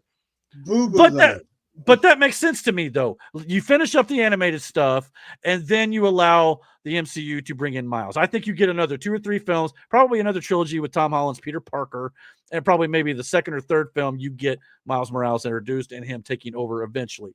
But yeah, for now, he's restricted to the animated side of it, which is fine. They've only got one more movie coming out in 2027. Yeah, but I feel like the thing is, what would be great for the ending of that movie was because his movie revolves around him jumping through different dimensions. Right. And really he jumps from the animated one. That's just the post-credit scene. Like he jumps into a fully live action scene. And it's just you see Spider-Man like perched up and he walks out like, Miles walks out of this little wormhole or whatever. And he's like patting himself down because he's like flesh and blood. You know what I mean? Like he realizes, and then that's it. That's it. I would rather see that than to see the MCU do yet another origin story. I would much rather just see him walk in. Hey, we know this character already. Because people do. Like, we love these fucking movies. We've seen them all. Like, the reason why Jackson is such a superhero fan, and it started with Spider-Man. Make no mistake of it. It really did. Yeah. But once he saw Miles Morales, Jackson latched on to that character and that version of Spider-Man.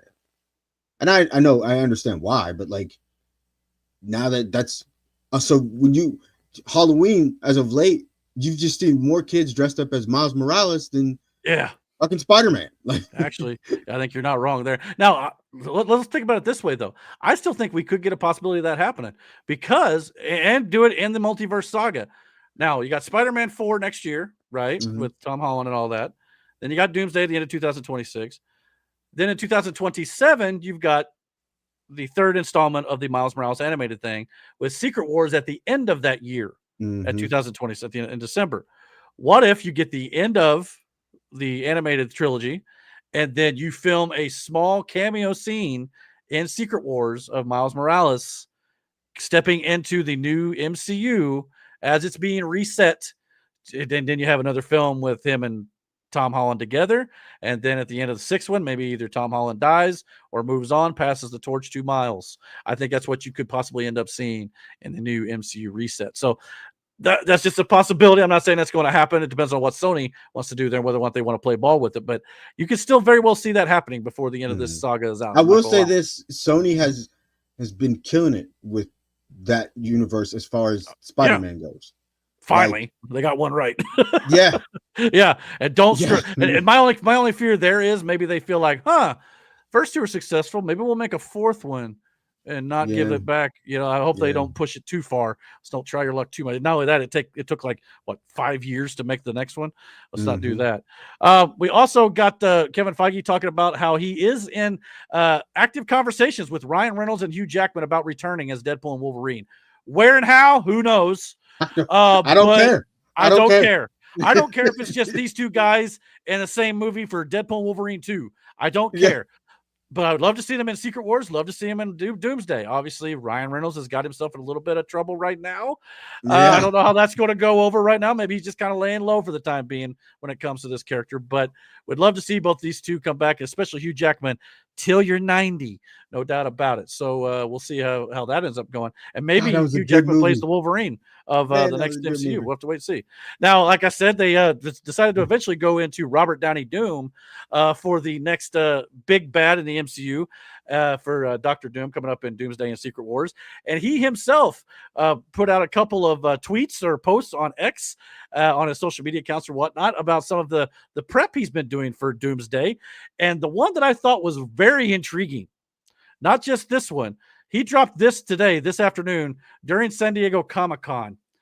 A comic book, Legacy of Doom, where literally on the cover you've got Iron Man versus Dr. Doom. Did he just spoil that his Iron Man is going to go up against his Dr. Doom in these movies? Or is he just kind of trolling a little bit here? I've said for a while, you'd be silly to bring back to Robert Downey Jr. and not have him, reprise his role as Tony Stark one or two more times via the multiverse. Thoughts?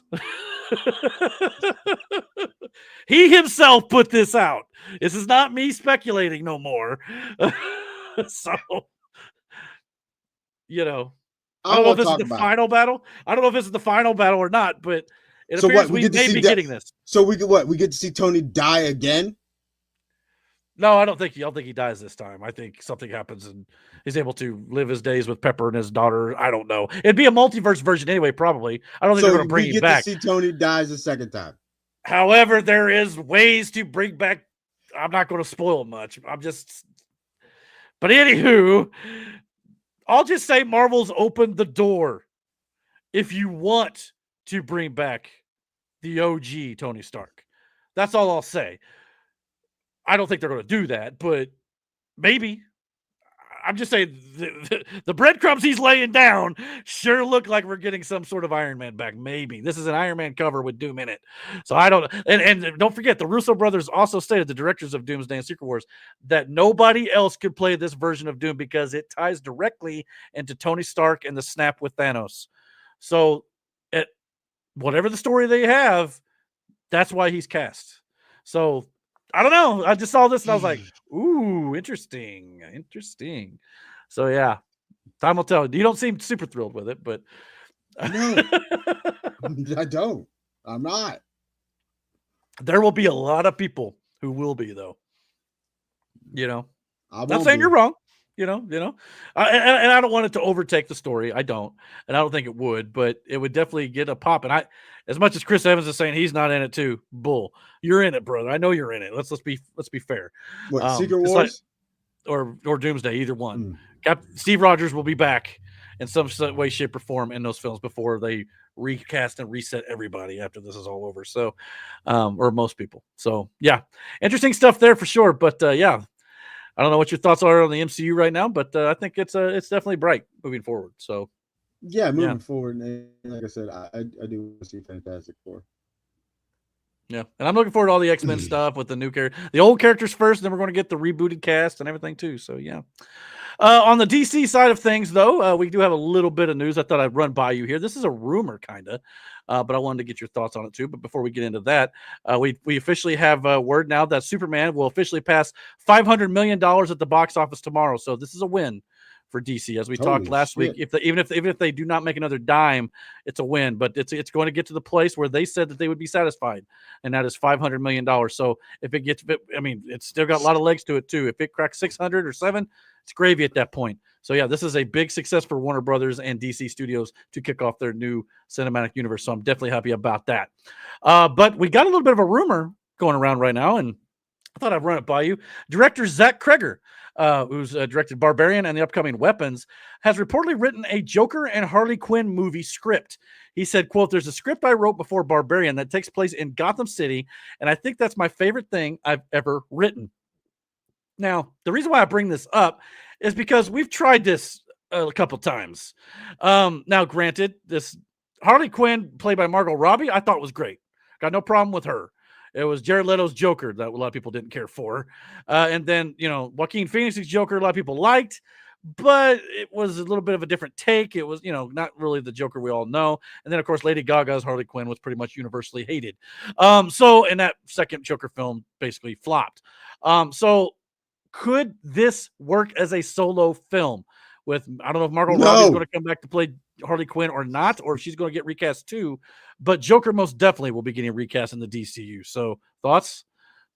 Yes, that's a terrible idea. The movie, yeah. Because if you're not to tell the real story of Joker and Harley Quinn, then don't do it at all. Yeah, you need to 'Cause, do it like, right if you're going to. Yeah, he is the shit that he does to her is crazy. they alluded to it in that first Suicide Squad movie. They didn't show any of it. You know what I mean? Like a lot of people come out of the movie going, "Oh, I want to be like Harley and Joker." No, you fucking don't. This is kind of what Harley and Joker is. This is the true embodiment of that relationship.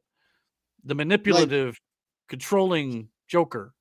She was his therapist, who he then mind fucked into falling in love with him just to break him out of Arkham. Mm-hmm. Like he broke that woman's mind. Like, dude, no, don't do that. Yeah. So you can't make this a feel good movie. I mean, look at this. It's like his like engagement ring was like full with a grenade in it. You know, like you know what I mean? Like this is not a healthy relationship, ladies and gentlemen. No, but I mean, if you could do the movie right and tell it properly, it would definitely have to be rated R, I think. Which they've said they are open to doing. So that's good. And even Marvel is, doing R-rated things, here lately a little bit. So nothing wrong with that too. So I'm glad both sides are willing to take that step if it warrants it. So that's a good thing.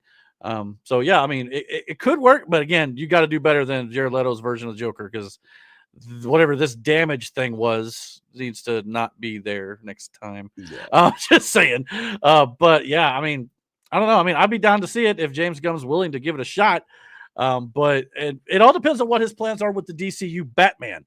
So, you got to kind of maybe get that squared away before you start introducing villains a little bit. I don't know. But then again, they're doing Clayface before they got their Batman. So there you go. I feel like if you're making this new Batman dark and gritty, then yeah, you can pull this off because it'll fit the world and the aesthetic. People have this thought of, I guess, of Gotham City being like Metropolis, and it's not. It is not. Gotham is a dark place.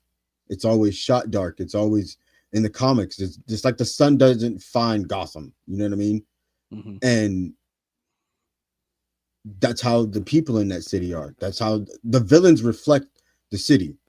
And if you can't tell this story right, not the Sunshine and Rainbows cartoon version of Joker, but the real version of Joker, then don't do it. Yeah, I agree with that. And as much as they're denying it, and I know James Gunn said over and over and over he's not in the DCU, but I still kind of wonder if they're kind of holding their cards a little bit close to the chest about whether or not Robert Pattinson's Batman is in the DCU and they're going to integrate it into the overall one universe. I kind of hope not. I kind of want to see a new Batman, but yeah, you're right. If they're going to do it, I think James Gunn did say that he has no desire to see a campy Batman in his universe. So I think he would still keep it on the darker side of things. So it would just be a different aesthetic, I think. So if that's the case, I'd have no problem with it. Mike said in the chat, Brandon, prepare to see Eric's microphone suddenly rise. Since she does her voice in the animated series, would you say Eric would want to see Kaylee Cuoco playing Harley Quinn in live action? Yes, I had a crush on Haley Cuoco when she was on The Big Bang Theory. Absolutely. No doubt about it. God. I don't know. I don't know if she would work as a live action Harley. I mean, she could probably pull it off, but I think she's done a great job on the animated series, but I don't know if it would work. And by the way, if you've not checked out that animated series, talk about a crude humor series. Definitely not for children, but definitely fun to watch, though. No doubt about it. Mike said he might get a gun. All right, no. Jesus. Some people do have a little bit of control. Just saying, a little.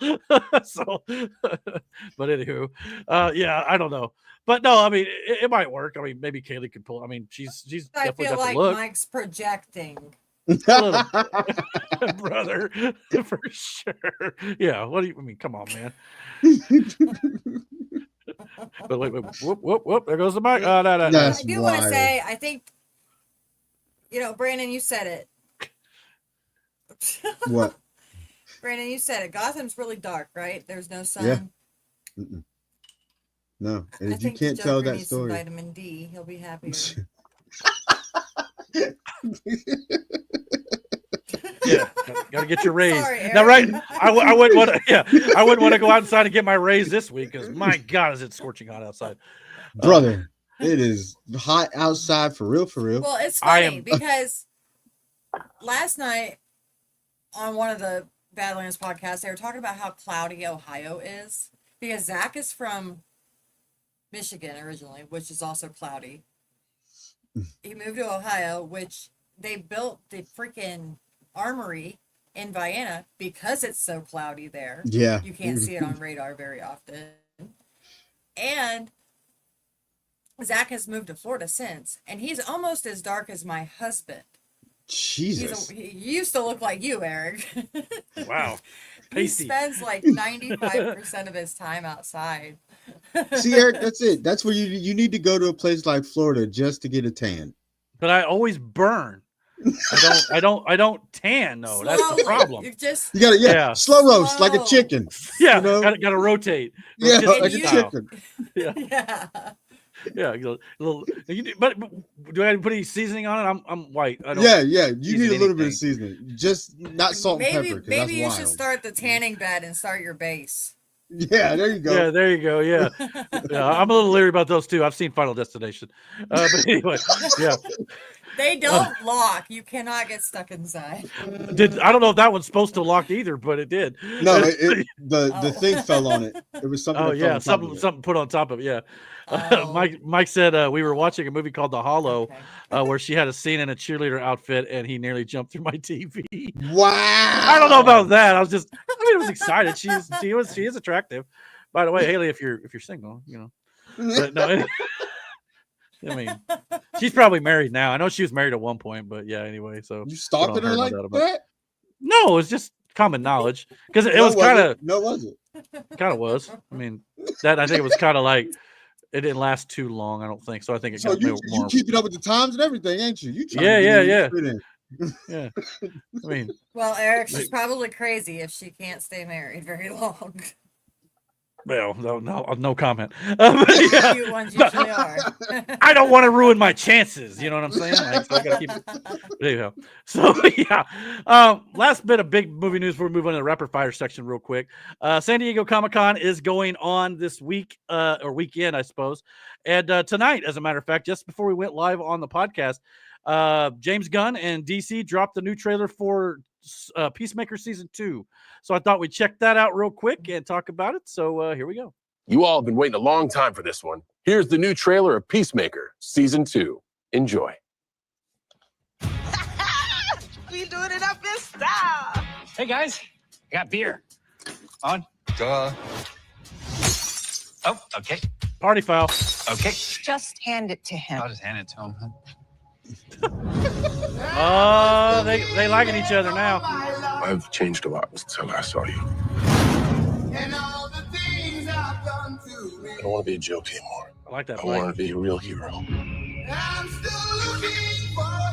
You wear a clown costume and go out and beat up people.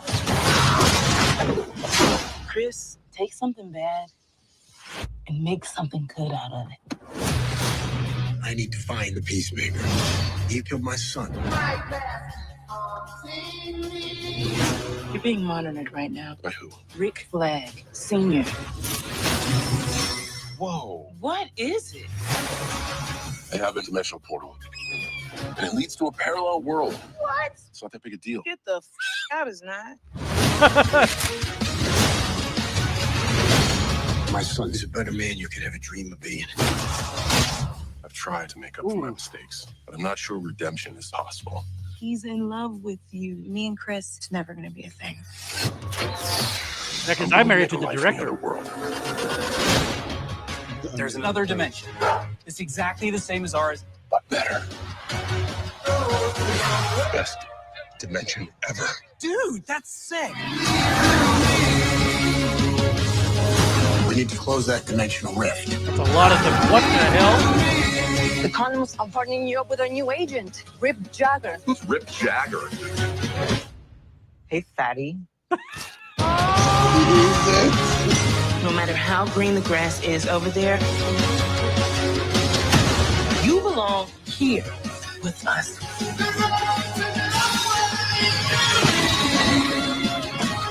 We're gonna get Chris back.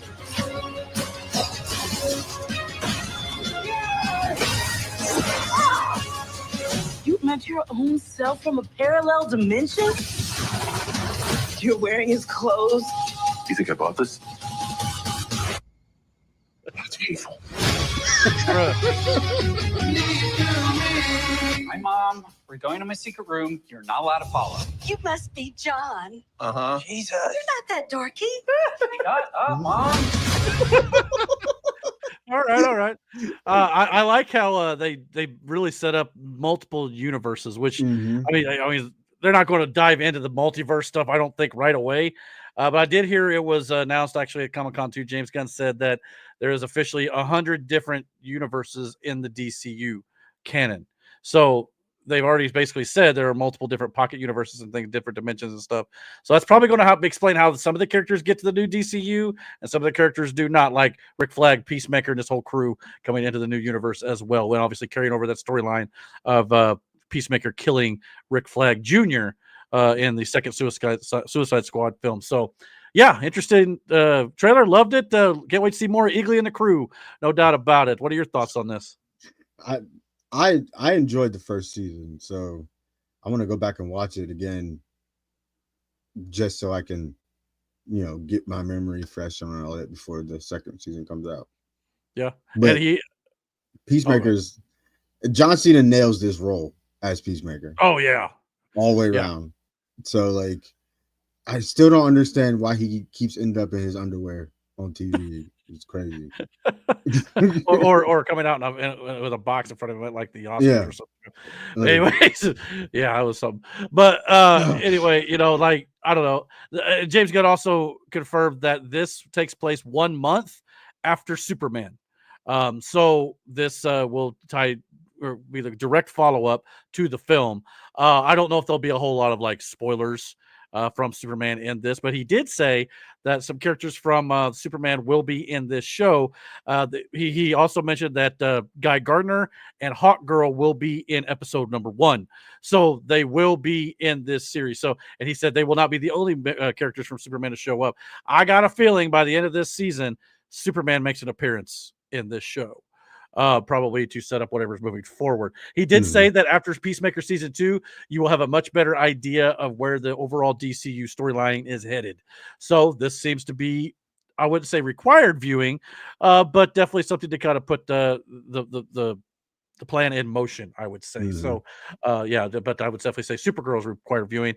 But from this point going forward, they've always said, TV shows, video games, movies, they'll all kind of directly tie together. So this could be the start of that. So yeah, I think it's going to be an important piece of viewing. So yeah, I'm looking forward to it. And a little less than a month's time. So yeah, it'll be here right before you know it, right before football season kicks off, which is crazy town. That's already here almost September. So yeah, so looking forward to it, no doubt about it.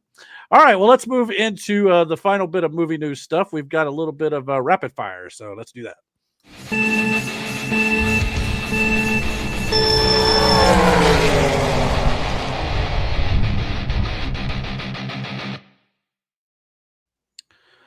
All right, real quick, we got a few bits of movie news I thought I'd jump into before we move on to sports real quick.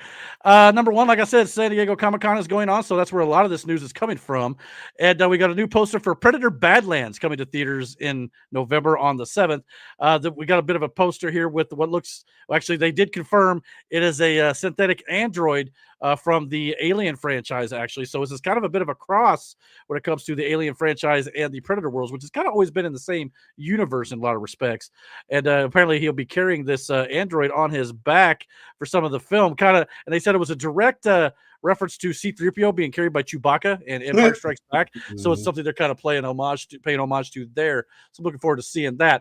Also, if you checked out Killer of Killers, the Predator animated movie on Hulu, apparently they are going back and adding an alternate ending to it as of yesterday. So it should be up now, where at the very end of the film, you see a frozen version of Danny Glover's character from Predator 2 and a frozen version of Arnold Schwarzenegger's character from Predator 1 at the end of this animated show. Apparently, the director met with Arnold Schwarzenegger to talk about what they could possibly do with the character of Dutch next. So could we potentially be seeing more Arnold Schwarzenegger and his character in animated form against the Predators? That seems to be what they may be moving forward to down the line, which, gotta admit, that would kind of tie some things together and kind of bring it all the way back to the original film. So that could be very cool to see. So if you've checked that out, you might go check it out again because they've added a little bit to it there at the very end. So there you go.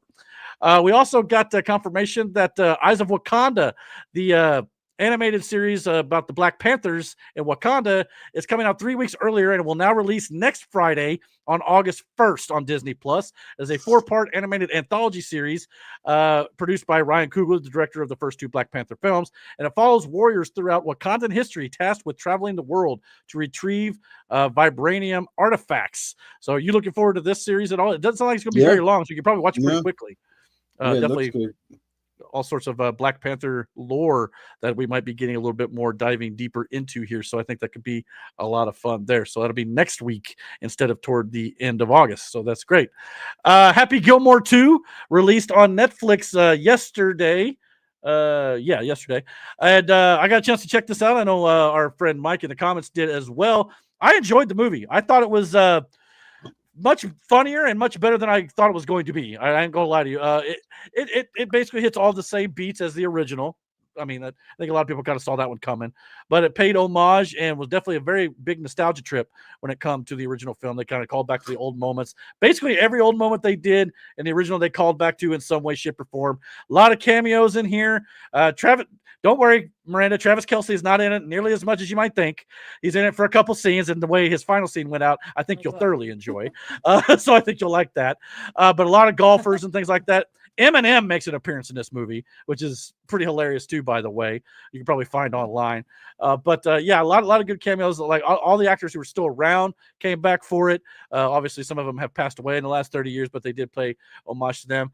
Sad to report, not really a spoiler though, but sad to report, there was no fight between him and Drew Carey from The Price is Right. However, they did pay homage to the Bob Barker fight, so I was at least happy to see that. So you got to do that, right? Otherwise, a lot of fans will probably definitely get upset, no doubt. But and Mike said in the chat, plenty of cameos and throwbacks in it for sure, no doubt. So, but like I said, if you enjoyed the first film, you'll enjoy this. It's probably not as good, but it's as good as can be expected after 30 years being on the shelf, as it were. So, how long before we get a bit Billy Madison 2, Big Daddy 2?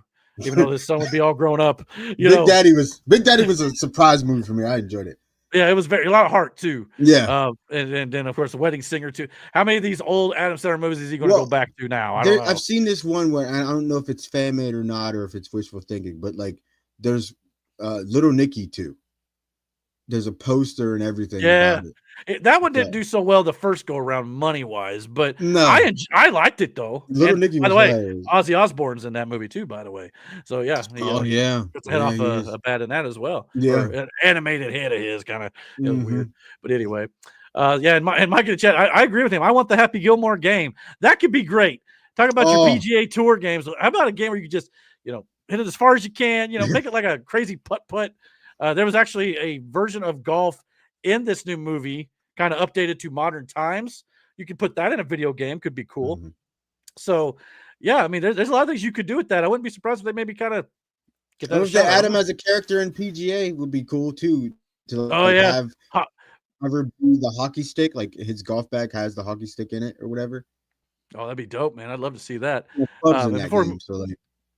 And he said Bob Barker fight was in the game. He's saying what? Wait, there no. was. He's saying he's saying if you bring in.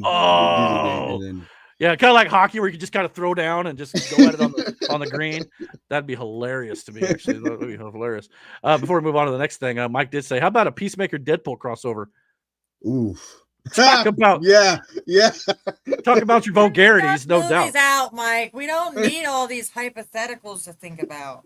I bring to you the facts. We don't just make up stuff here in the chat. No, I'm kidding. But it would be hilarious. I'm not gonna lie to you. Take my money. Hilarious. Yeah, I go see it. I go sell shit out of it. No doubt about it. So yeah, if you're looking for a good comedy, which by the way, remake. Ooh. Yeah. They tried a couple without Macaulay Culkin. No. You got to do it with Macaulay Culkin. No. Like now it's his as the kid. father. Yeah. Yeah. Okay, I can buy it. Yeah. I would watch that more than Yeah. the others for certain. I will But say this though too. we've When I got went and see, drones and shit now that they can use, and yeah, exactly. Just there's a lot of ways. It doesn't really work as much. It's like when you go back and watch episodes of like Seinfeld and stuff when it's before cell phones were a thing. A lot of the problems they dealt with could easily be solved with a text message. You know what I mean? But you don't have that back then, so that's what made it good. But speaking of comedies, though, when I went and seen Fantastic Four yesterday, they did a trailer for the Naked Gun reboot with Liam Neeson coming out next month or early next month, actually next weekend, I believe, and.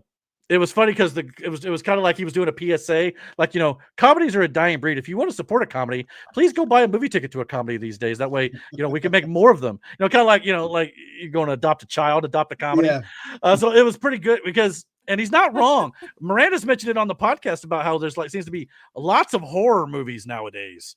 A lot of them all year round, not just in Halloween. Comedies, especially in the movie theaters, have pretty well died. There's not been, unless it's like comedy in a Marvel movie, which a lot of that comedy doesn't hit anymore. But that's the thing. It's not a comedy movie. There's just comedy in a movie. It's a different feel. When you have a comedy movie, there's a lot more that's funny in the movie. There's a lot more, like back in the heyday when you got Happy Gilmore and you got like Deuce Bigelow or Party Animal or, a lot of these Adam Sandler, those were all comedies. They were hilarious. They were written around that. When you just add comedy into it, you just throw a few jokes in there and some obscure references. That's not the same thing. Yeah, that doesn't make it a comedy. It makes it a action adventure movie with comedy with comedy in it. Yeah. Right.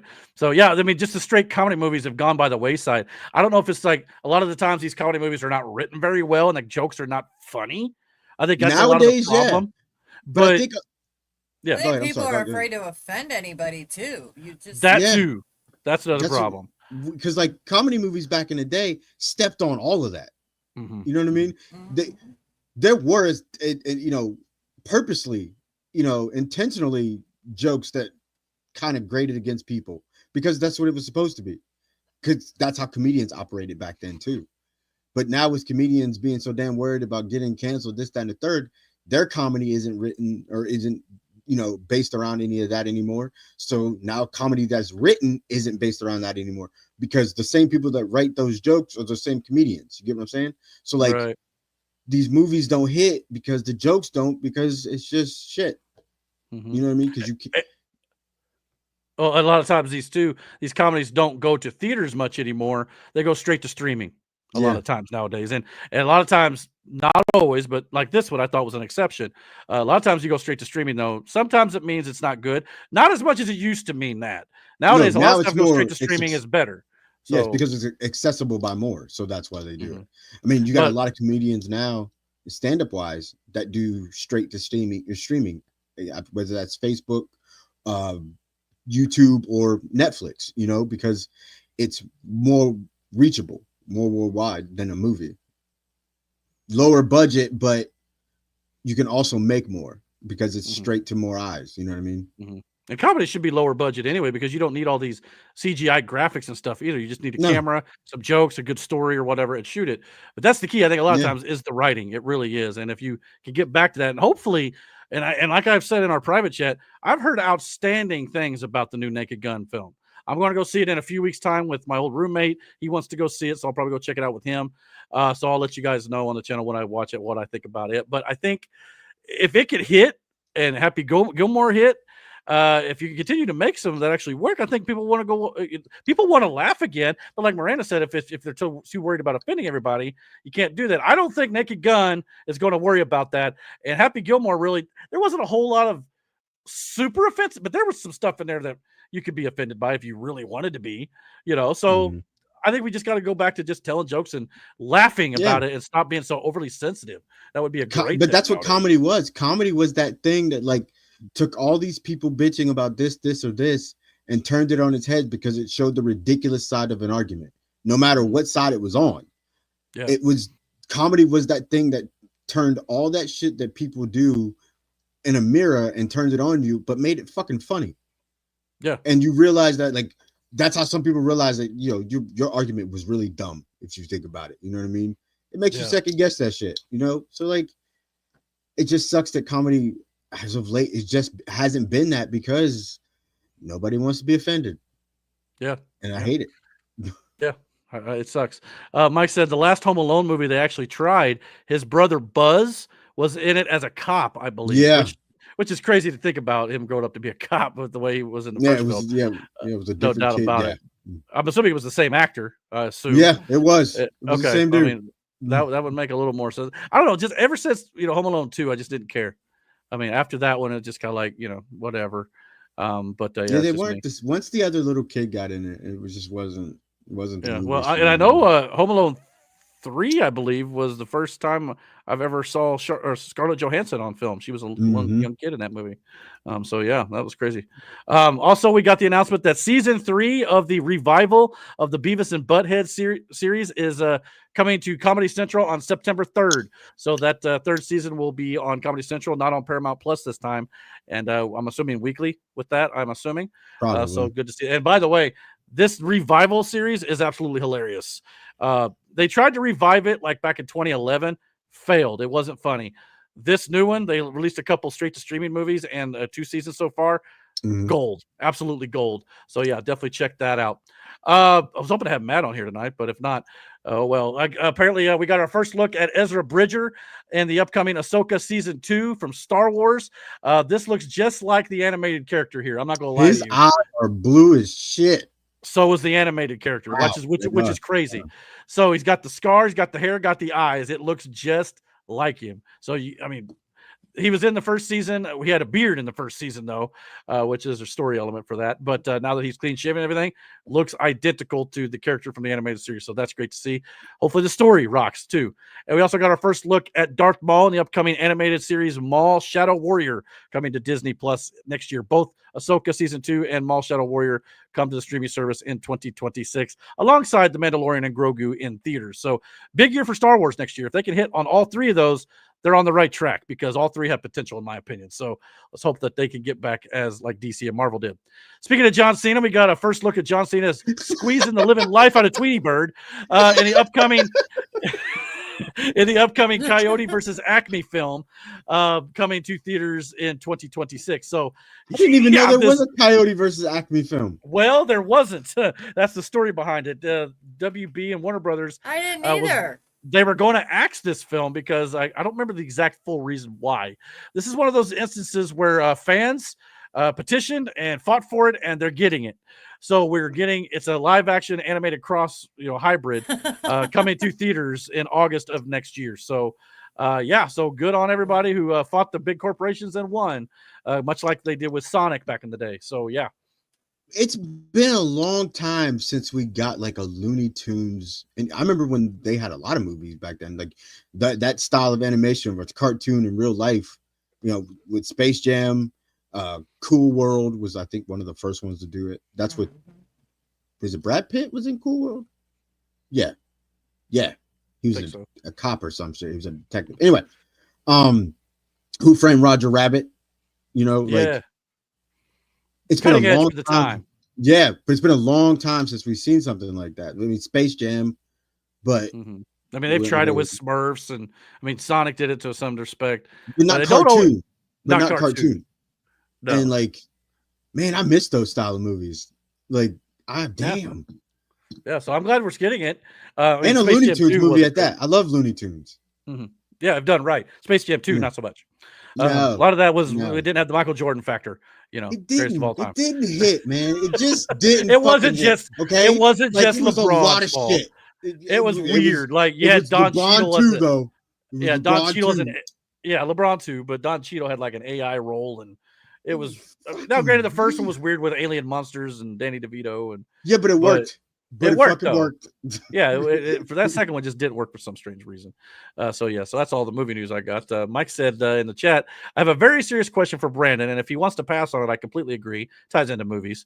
He said, does it bother you if there's a white character in a movie that has their face painted black for a scene? Does it depend on the scene or context, or is it just bad altogether? The scene and it depends on the context of the scene. Like, I don't I get what he's saying, and I understand what he means, but like, if it fits, it fits. Like, how Brandon Robert Downey doesn't. Jr. did it. Yeah, It was I hilarious. don't think Brandon was going to be offended by Robert Downey Jr. in Tropic Thunder. It was A hilarious. lot of people would be now, but it's like, dude, again. But nobody cared then. You know what I'm saying? Yeah, Like, exactly. You know, everybody cares. Now. What makes the difference now? I don't know. It's because again, people like Jimmy Kimmel, who, you know, is one of the more vocal left-leaning people on the planet, which I can't stand that, who used to be funny, by the way, wore blackface at one point, and he would criticize everybody about it. Nobody will say anything to him about it, though. You know what I mean? It's like, because he was doing Charles Barkley. Yeah. And of course nobody cared at the time when he did it.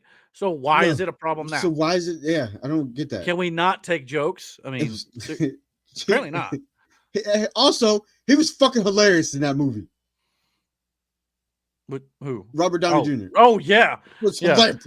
Like, what do you mean, you people? You know what? I didn't appreciate that movie when it first came out. I thought it was a little too much.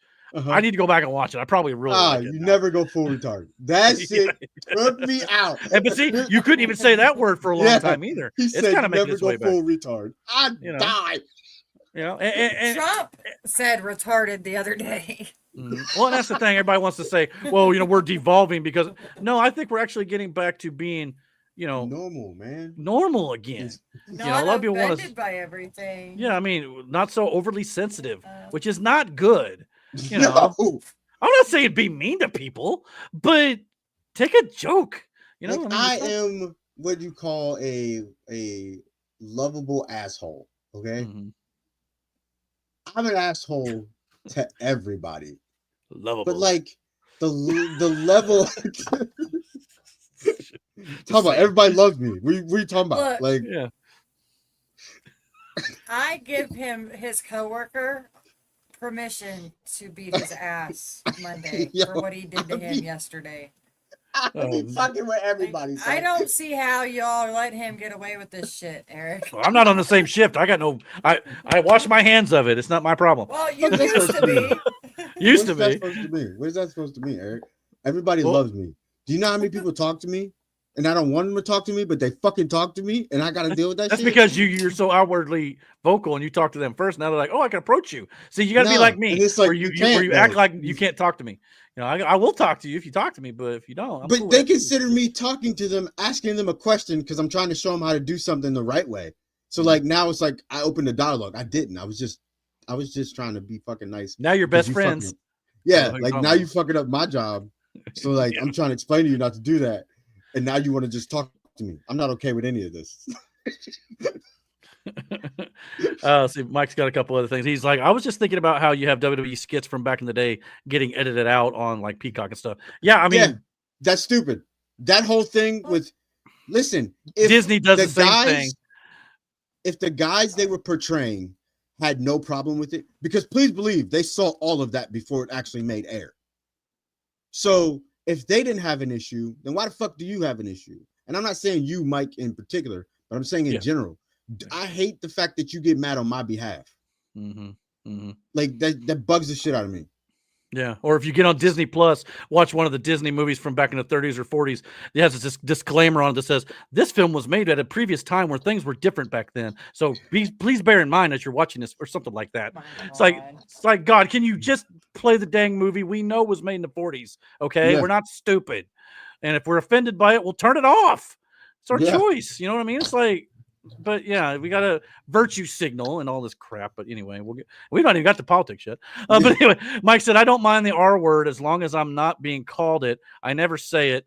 My birth mother is mentally handicapped, so it hits me a little different. And I get that, but I think you'd be also understanding to know if people say they're not talking about your mother. Now, unless they're legitimately saying it to her, now that's different. Get mad all you want at that. But if they're just saying the word in general, you know, I don't think it's, you know, some people should make a big deal out of it. It's in context of everything. You can get mad about any fucking thing. Sure. Any and everything could offend you, whatever you want to make it. If you choose to be. But it's all taken in context of what the subject matter is, what's going on, what the conversation, what the scenario is. And if I'm directing something at you, fine, take offense to it. But if it's a generalization and like in a sense of like me telling you a story and I'm describing something and I say a word that you find offensive, that's you. Shut the fuck up. I wasn't directly talking to you. I'm going to get on an air. I'm going to get on an airplane, but I can't fit in the seat because I'm too fat. But it's the airplane's fault because they didn't make seats big enough. Maybe I don't know. Take Family Guy's advice and put down the damn fort. Yeah, even those shows. And like, I'm not a small guy, but at the same time, it's like I'm not going to get mad at a freaking airliner because the seat ain't big enough. Yeah. I mean, theater seats are small sometimes too. I mean, but I'm not going to make them extra wide because I refuse to take care of myself. That's. Some people don't want to own up to their own responsibility either, and take accountability, and that's the biggest problem. But but anyway, but even those shows like Family Guy and The Simpsons, and they used to be they used to be wild. Sometimes still are. South Park this week comes to mind. Yeah, which drove a lot. I didn't hate it, but at the same time, I'm like, you didn't do this to Biden and Kamala at all, but you jumped straight to Trump. Okay, yeah. But again, they rip on everybody for the most part. Like I said, they didn't do it to Biden, but I was just like, okay, whatever. But anyway, you know what I'm talking about, Miranda? Did you hear about this? I'm assuming you did. They made fun of Donald Trump badly on South Park this week, which I probably couldn't pull up the PG version of the picture. They had him laying in bed with Satan and having a tiny weenie. Fuck? It was weird, but They laid into him pretty hard, but I'm not sure he was super thrilled with it either. But I don't know if I can pull up I'm gonna pull up a picture, but hopefully I can find one that's not X-rated. Because they apparently they even got into a fight with the network Comedy Central. They wanted them to blur out Donald Trump's little tiny thing, and they refused to do it. Well, not only that, it was kind of a callback to. I don't know if you ever saw the South Park movie where Donald Trump or Satan was dating Saddam Hussein. Mm-hmm. I don't know if you ever saw that or not. Yeah, I saw the South Park movie. But so this is, I don't know if you can see it too well here, but this is I'll pull up a thing here. Hold on. Let me find the right one. Come on. Here we go. All right, sidetrack here, folks. But yeah, this is, I don't know if you can see it too well, but they had him in bed with Satan, just like Saddam Hussein was, and they had him naked. When they showed him naked, they showed his tiny thing. But so needless to say, this made waves in the political sphere, no doubt about it. But then there were a lot of people like Benny Johnson was like, well, it was funny though. You can take a joke, you know what I mean? Like, Mm-hmm. Maybe they're mad. Maybe they're getting paid with USAID money, and their money's drying up too, like The View. Yeah. Well, and then I think Trump fired back and said something along the lines of, they've not been relevant in 20 years, and it clearly bothered him, I think. But it's just like, man, I'm trying to find a picture that's a little better that does not show his little. When people of that Trump derangement syndrome status. There we go. I'm sorry. I know there's a lot of good things coming for this country and the world. And you don't deserve any of it if that's the way you're going to act. Towards. Yeah, I mean, I got no problem as long as you, and I've said the same thing about Saturday Night Live for years. If you make fun of both sides, knock yourself out. And I didn't even really mind this because, like I said, I know South Park rips on everyone and everything. But when they did not literally rip on Biden or Kamala Harris, it makes you feel like it's one-sided. That's different. So that part bothered me a little bit. But at the same time, it's South Park, so you got to do what you got to do. I just kind of feel like it's probably going to be a season-long storyline now, and it's going to be a thing for next 10 episodes. Well, if they were free thinkers... Yeah. Mm-hmm. If they were free thinkers, they would have had plenty of material with Biden. Whether it was that bad or not. Oh, no doubt about it. And not only that, they're notorious for not making their you missed episodes. An opportunity. Oh yeah, a gold mine at that, for crying out loud. But not only that, they're known for making their shows the week of the release. Matt Stone and Trey Parker were at San Diego Comic-Con, and they literally said, "We have no idea what next Wednesday show is going to be about. We're like 5 days from the release." It just goes to show how fast they can make these shows. But it's also why, in my opinion, over the last 20 years, South Park has been very hit or miss because they don't put a lot of thought into their overall storylines. They just make it up off the seat of their pants because they're getting paid they just made a deal with Paramount for the exclusive streaming rights, $1.5 billion to make 50 new episodes and then have the exclusive streaming rights. So they're getting paid hand over fist. So they don't feel like they have to put in that effort. That's why I think the quality's. See, that's when shit like that happens. You start making all this money, and then it's low effort for you after that. Yeah, they work 10 weeks out of the year, and that's it. Literally, that's what everything else is not South Park in their lives. They do other things. But yeah, I mean, at this point, they would probably cancel the show if people quit paying them money. Let's be honest, because then don't take the money. Like, I get it. Like, but at the same time, if you're not going to put the effort in, then don't take the money. Yeah, I hear that. All right. Well, let's move. Let's see. Oh, I'm sorry. Well, before we move on there, Mike had another thing. Well, my wife was watching some show on Netflix, and the girls were watching as well. Elliston turned to me and said about one of the guy characters, quote, "He is a bitch." Never heard her say that before.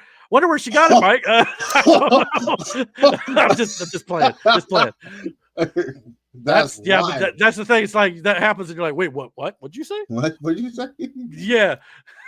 Tell you what, Mike, Brandon would be more offended if you called him a bitch probably than the N-word. 100%. I know. 100%. It also the way either one could be really bad depending on how you say it. But yeah, I'd much rather not be called than an N-word for sure. Because but I mean, you call me a cracker, I'm just gonna laugh. I'll be like, listen here, white boy. Like, I don't think I've ever. What's the word? I don't think I've ever intentionally insulted you like that, or any of them like that. No, not seriously anyway. No, I've said some crazy shit, but like, come on. See, speaking of whips, Aaron said that's because Brandon is a.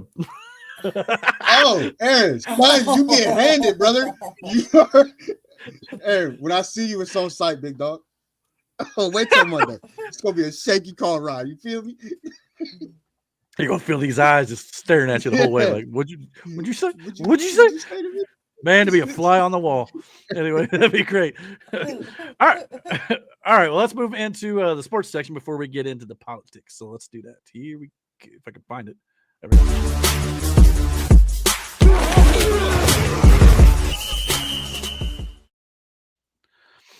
All right. A couple things to point out here before we move into the politics stuff, which again, I don't have a ton of politics tonight, so it won't take as long as normal. So that's great.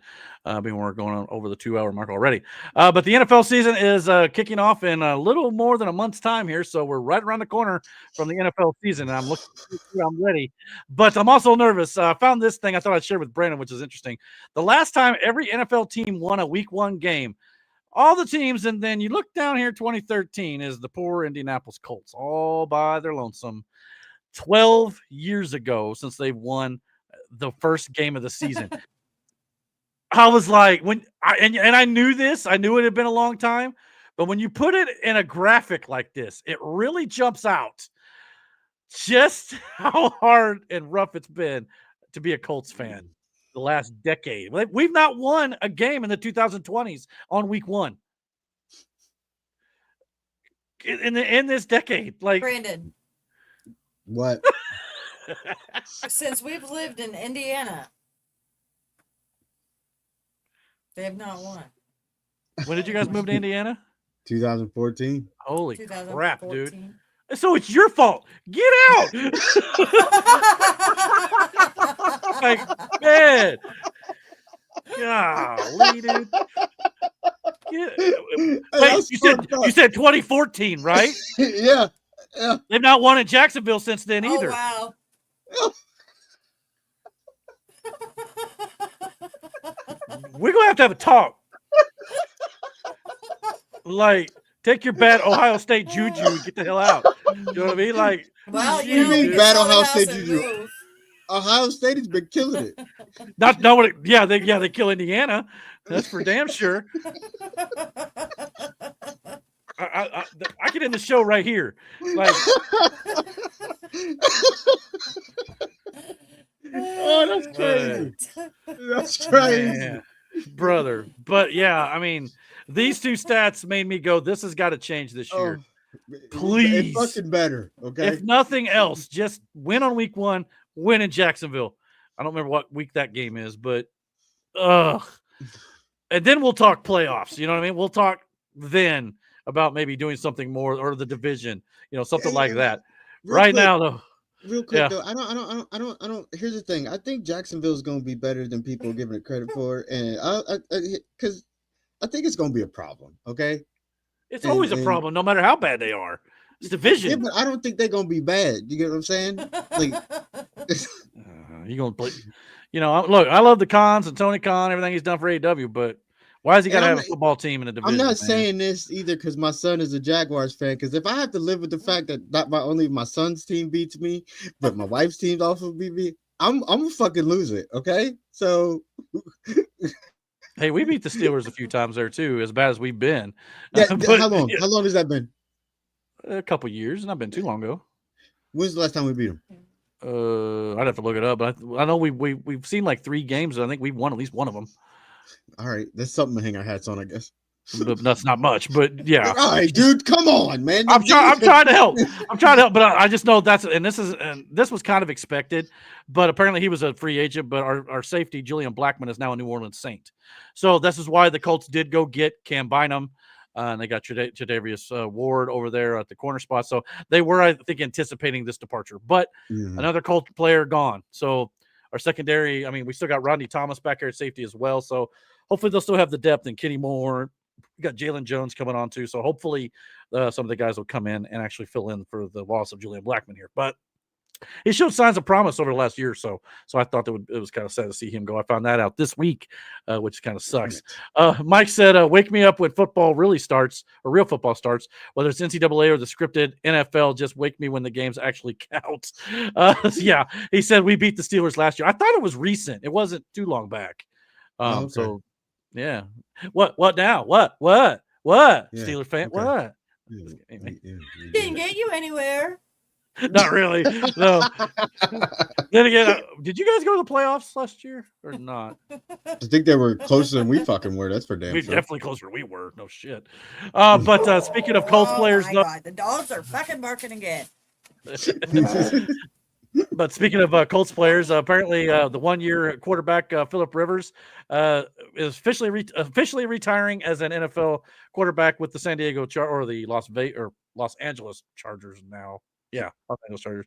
So either way, he's retiring a Charger. So good for Phillip Rivers, who spent most of his career there. Unfortunately, was not able to get himself a Super Bowl ring.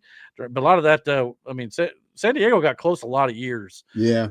But never could quite get there. And it sucks for like LaDainian Tomlinson too. Mm-hmm. I really wanted to see both those guys get a ring at some point, but it was not the case. Even though they did beat the Colts a few years in the playoffs. I remember Darren Sproles beating us in overtime one year, which really sucked. But that being said, there is actually an NFL game this week, and it is, of course, this next Thursday, July 31st. It is the Hall of Fame game, the Detroit Lions versus the Los Angeles Chargers. So, yeah, we're going to be getting at least some semblance of football. As Mike said, it is not necessarily real football, but it is still a game nonetheless. So if you're just itching to watch some guys running around on the field, there you go. We're going to have at least a game next Thursday night. I don't know exactly what channel it's on, but it'll probably be on the NFL Network for sure. So yeah, next week we will have football on television. So that is great to see Dan Campbell and Jim Harbaugh coming to town in Canton, Ohio. And of course, if that means there's a game, that also means we have, of course, the Hall of Fame induction ceremony as well, with 4 inductees this year: Eric Allen, Jared Allen, Antonio Gates, and Sterling Sharp will be going into the Hall of Fame. Hence the Chargers with Antonio Gates, one of the best tight ends in football as well, with Antonio Gates there. So yeah, well deserved, no doubt about it. So yeah, thoughts on the Hall of Fame game next week? And I didn't know Sterling wasn't in the Hall of Fame yet. I thought he might have been too, but apparently he's not. So not only that, I feel like only 4 names. I feel like this is much smaller than a lot of years. They used to like put in 7 or 8, so maybe they're kind of truncating a little bit. I'm not sure. Either that or maybe these are just the ones that are going to be televised. I don't know. But either way, I'll have to look into that one. But yeah, Mike said, I know we're not talking fantasy football, but I got an idea. Since Brandon and Matt both finished at the bottom, they should team up. We still need somebody to fill that 10th spot, though, brother. I'm not about to even. Can you imagine those two trying to run a team together? I mean, seriously. No. I mean, No. it's not as easy as when I had a second team. You know how that goes. That's crazy. I mean, Mike thinks it anyway. I might as well run with it at this point. I mean, jeez. But yeah. So yeah. Oh, Miranda, who left? Miranda. She had to get the dog. Oh, unless you're talking about fantasy. Nobody left fantasy. Oh, nobody. He was saying if me and Matt combined, we would need a 10th person. Yeah. That's what I was saying. He's just suggesting Brandon and Matt ought to team up since they both suck. But that's crazy. He didn't even say it like that. You did. That's wild. I'm just saying, step it up. You know what I mean? Like, yeah. And Aaron goes, "Oh, on paper, I had a winning team. Man, whatever. Let's just. I got faith in you, man. Come on, I'm pulling for you to win one of these years for sure. Me too. Shit. I mean, you can't let Matt have that over you. You know, you can't. I know. Okay, I know. All right. The pressure's on. Pressure is on, no doubt about it. But yeah, so I don't know. Miranda's got any thoughts, but there's actually an NFL game next Thursday night. It's a Hall of Fame preseason game. It doesn't mean anything. Yeah, there's a game next Thursday night. You're not going to see any of the players you think you're going to see either. Oh no, it's going to be all backups, baby. Yeah, all backups. All backups to backups playing this game, boy. Yeah, so that will officially kick off the preseason, and the week after that, I believe. Yeah, the Colts play, I think, around August 9th or something like that. So, yeah. Wasn't it the Hall of Fame game that Belichick had Reed in? That we were just watching the other night? No, wait. No, Belichick would be in college now anyway. No. I know what you're talking about. Was... No, it was a pro game. That was the pro game. That was the pro. That was the Pro Bowl. Okay. Oh. All right. We were watching this thing. It was about Troy and Ed Reed. They were saying who was the best safety, but like they played two different safeties, so it was whatever. And there was one where Belichick was talking about that pick six that Reed had on Peyton Manning, and how Reed read it, and basically he tricked Peyton Manning to throw the ball where he wanted him to throw it to, and then immediately intercepted it and ran it back to the house. Man. Yeah. Sucks. But, you know. Yeah, it does suck, dude. Aaron was a monster. I'm moving forward, you see. I mean, I think Anthony Richardson has looked like he's been taking it serious in practice and training. So I'm trying to move forward. Did you see that video? We're not going to move forward with Daniel Jones. I'm telling you. You're going to have two good games. You guys are going to get false fucking hope, and then you're going to start thinking, and then he's going to shit the fucking bed. Did you see he's going to need a nap. You see the video of Anthony Richardson at training camp, like there before everybody else on the field with a piece of paper going over the routes in his head with nobody else. He was like, about Anthony that's Richardson. Great. I know. It's going to be sad. I'm I don't want another losing season. Okay? I don't either. I hear you. Get us to at least 9-8. Something. I mean, we were only a couple games away from that.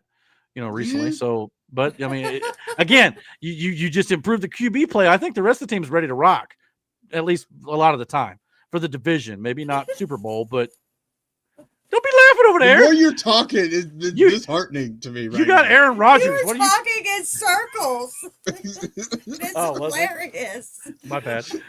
Like, I really think we got a shot, but if you got to do this and you got to do that, and you got to do this. That is true. You were like uplifting me and then kicking me in the balls, and then uplifting me. It was a vicious cycle. What can I say? That's how it is to be a Colts fan. Aaron thought it was. Oh, maybe Aaron's laughing at Mike's chat. He said, Mike says, since Brandon is sweet and chocolatey like a Hershey bar, and Matt's no doubt been called a squirt, their team could be called the Hershey Squirts. I mean, Matt, where are you to defend yourself? Seriously. Like, I don't know. Hey, Mike, I just want you to know I mean this with all love and respect. Go fuck yourself, okay? Go fudge yourself, get the fudge out. Yeah, pretty much. Yeah. Anyway, at least football will be back next Thursday night. There'll be at least something to watch if you care about preseason. That is for sure. But yeah, some people don't. Yeah, you guys. If we win 2 games with Daniel Jones, all right, like my point will be fucking made. Okay, like here's the thing, man. I need him to be good. You understand me? I need him to be good. I need Anthony to be good. I need this team to fucking do something more than 2 wins. And I want my house to be a happy home. You understand me? I hate Sundays. Until it comes down to the Steelers and Colts in the AFC Championship game. Then you're screwed. No, not then. I don't give a shit. That's when I'm gonna do my best shit talking. You understand me? That's when the real Brandon gonna come out. All right. And then the Steelers go to the Super Bowl, and then we look stupid. So keep your mouth shut. Why do you do that? Why do you do that? Just trying. Don't jinx Why it. do you do that? There's Like that why? uplifting part. And then... Yeah, you could have just rode the fucking train Hey, with me. You I went just to her built- side. You My went whole- to her side.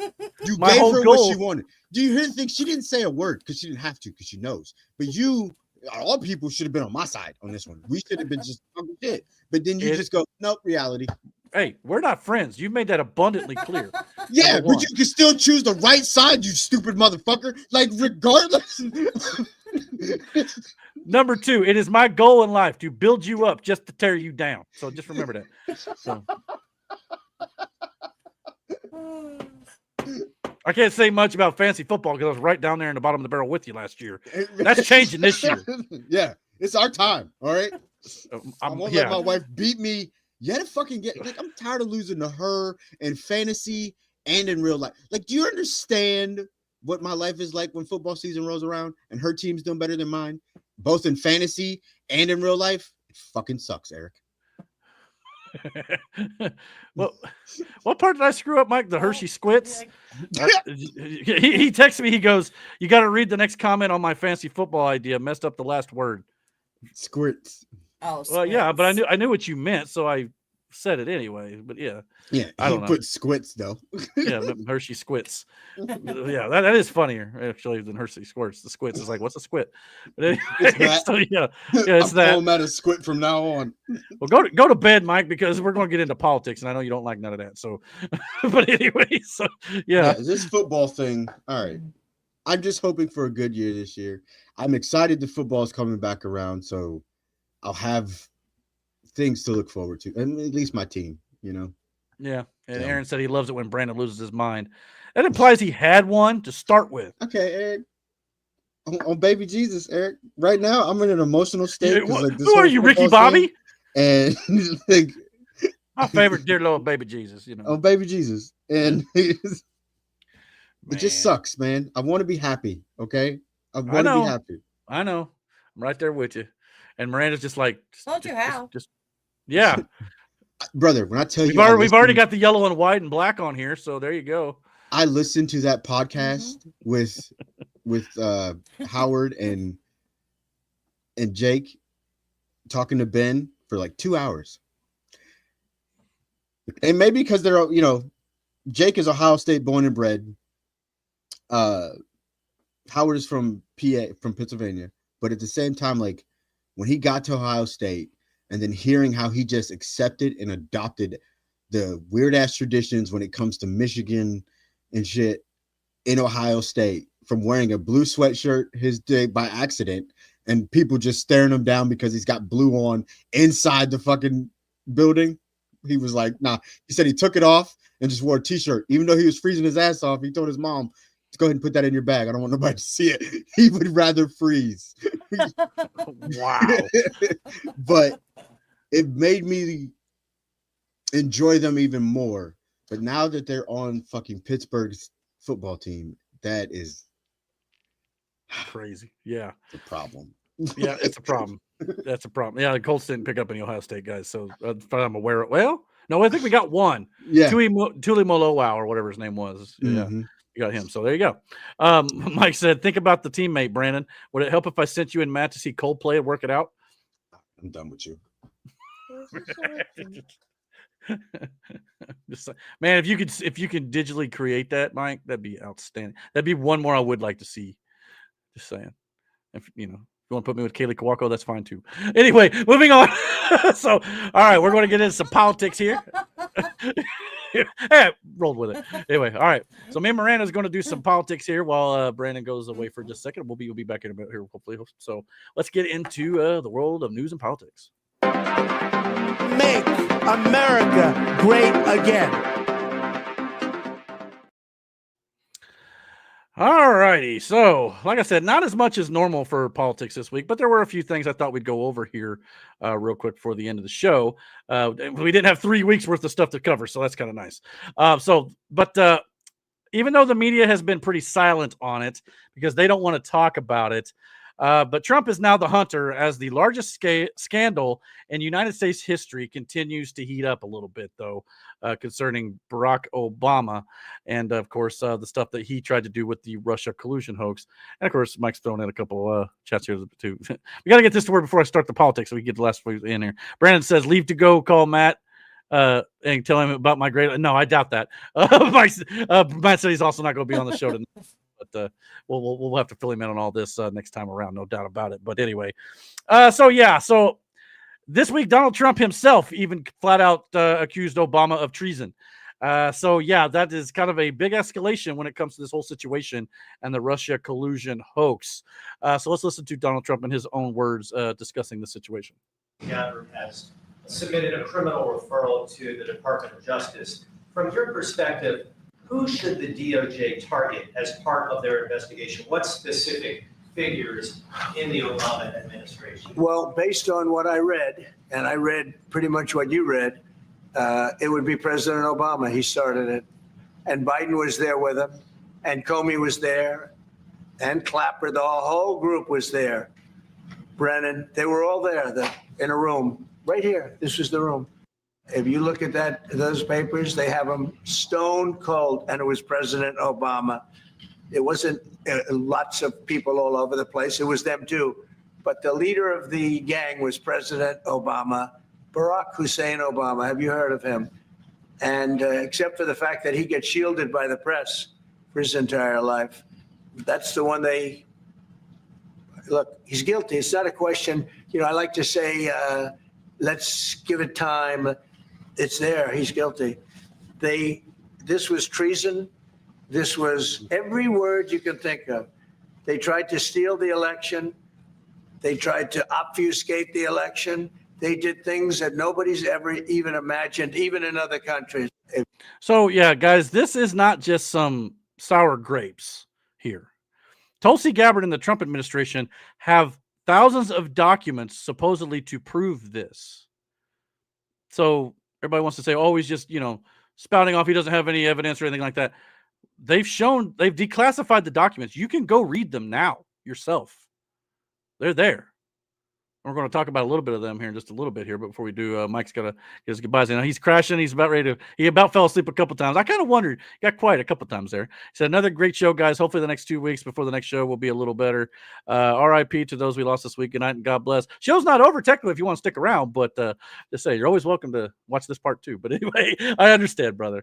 That's the same thing. But yeah, thank you for joining as always. No doubt about it. So what do you have thoughts on this Russia collusion thing come out this week? They officially, Tulsi Gabbard officially referred to the Department of Justice for prosecution for Barack Obama.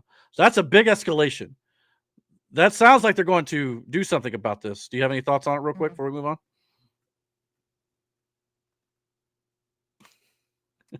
I do. Trump later on said that he might have presidential immunity. Yeah, we're going to show that video too. He doesn't. And we'll break that down as well.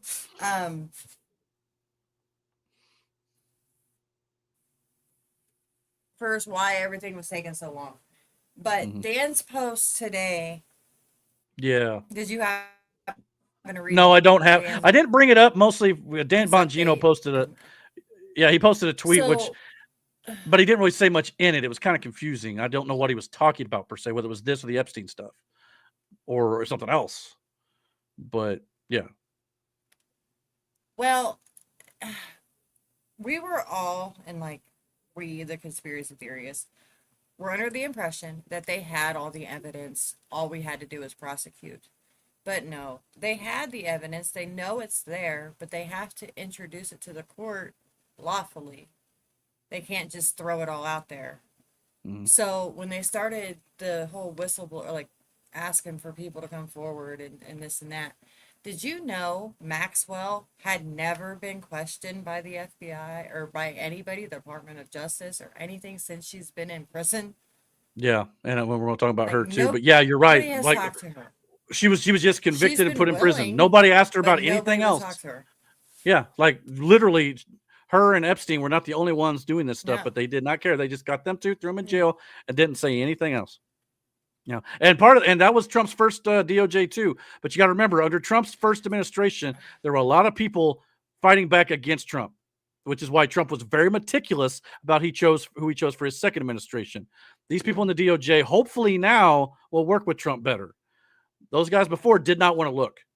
Bill Barr, things like that. They didn't want to look into that stuff, period. So, yeah, that's why it didn't happen under Trump. Trump's first administration, actually investigated And Epstein, but once they, got him, they didn't do nothing about it. So, yeah.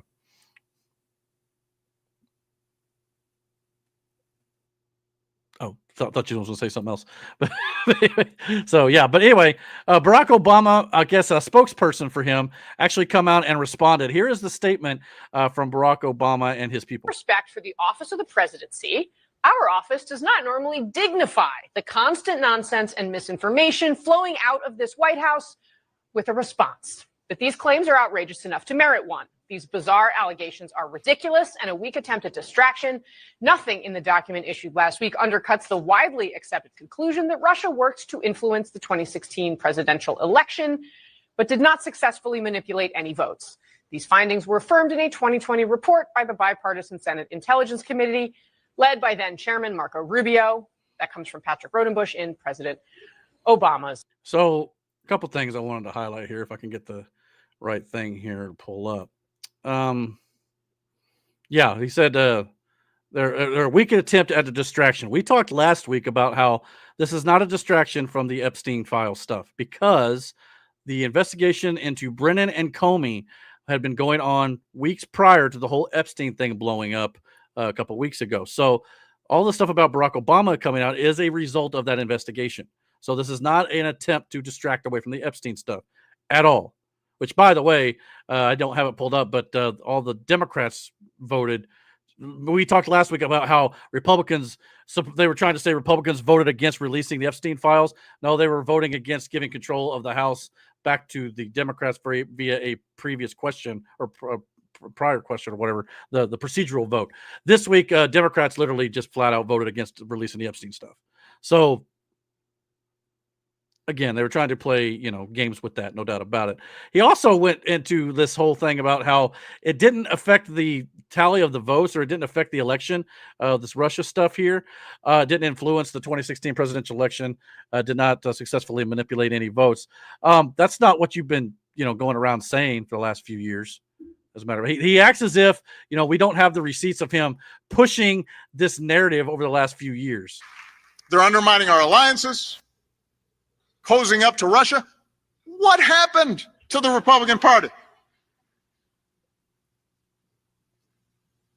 Its central organizing principle in foreign policy was the fight against communism, and now they're cozying up to the former head of the KGB. No.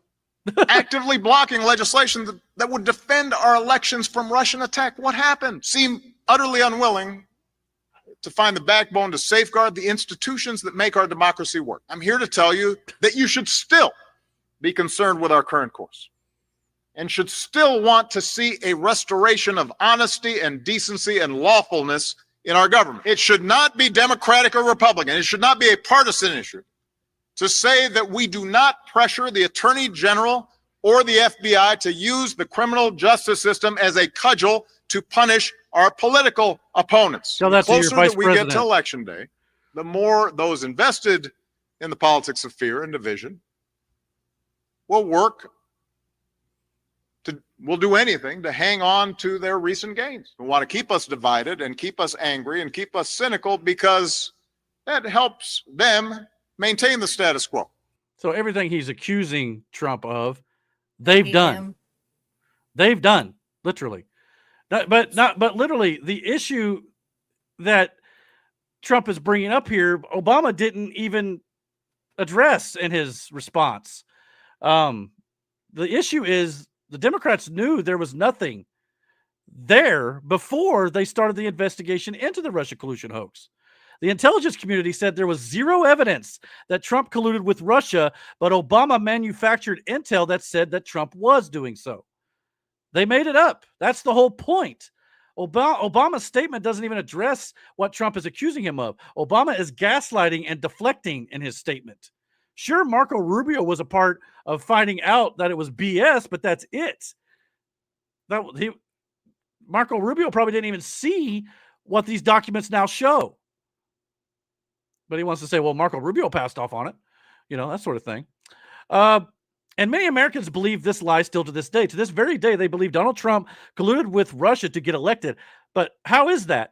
How do they possibly believe that? Well, this is probably why, because the media has been complicit in perpetuating the lie as well. Russia hacking the election to elect Trump is the end of our democracy. Votes were definitely affected. Russia hacked the election to tilt it to Mr. Trump. The Russians definitively hacked the election. Russia did hack the election. No doubt. The Russians hacked the election. Yes. Russia hacked the election. Fact, Russia hacked the election. President-elect Donald Trump still not sounding convinced that Russia hacked the election. The president does not want to come to terms with the fact that the Russians hacked the election. President Trump says he still wonders if the Russians hacked the election. If you can get him to accept that Russia hacked the election, see if you can get him to accept who won the Civil War. If he admits it, it casts a shadow on his victory over Hillary Clinton. Russia hacked the election. Russia hacked the election. Russia hacked the election. Russia hacked the election. Let's be clear, Russia hacked the election. Definitively, Russia hacked the election, and Russia is doing it again now. Election-related cyber hacking. Cyber hacking of U.S. elections. Cyber hacking of the election. Russia was cyber hacking the election. Russia was cyber hacking the election. The CIA,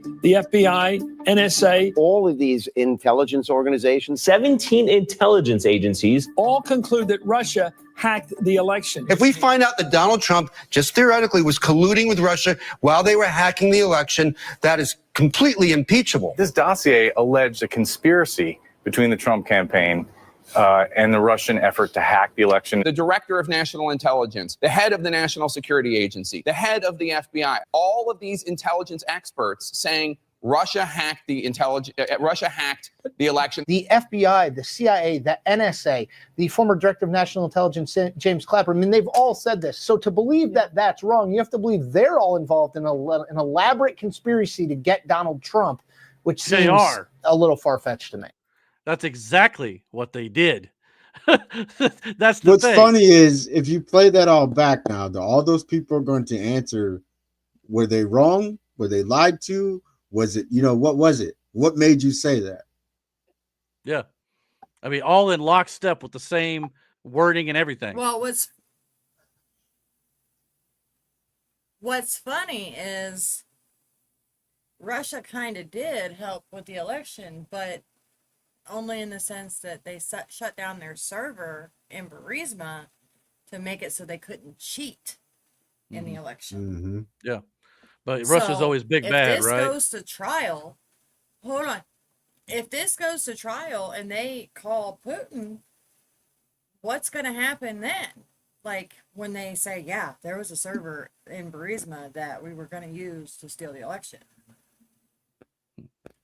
Interesting.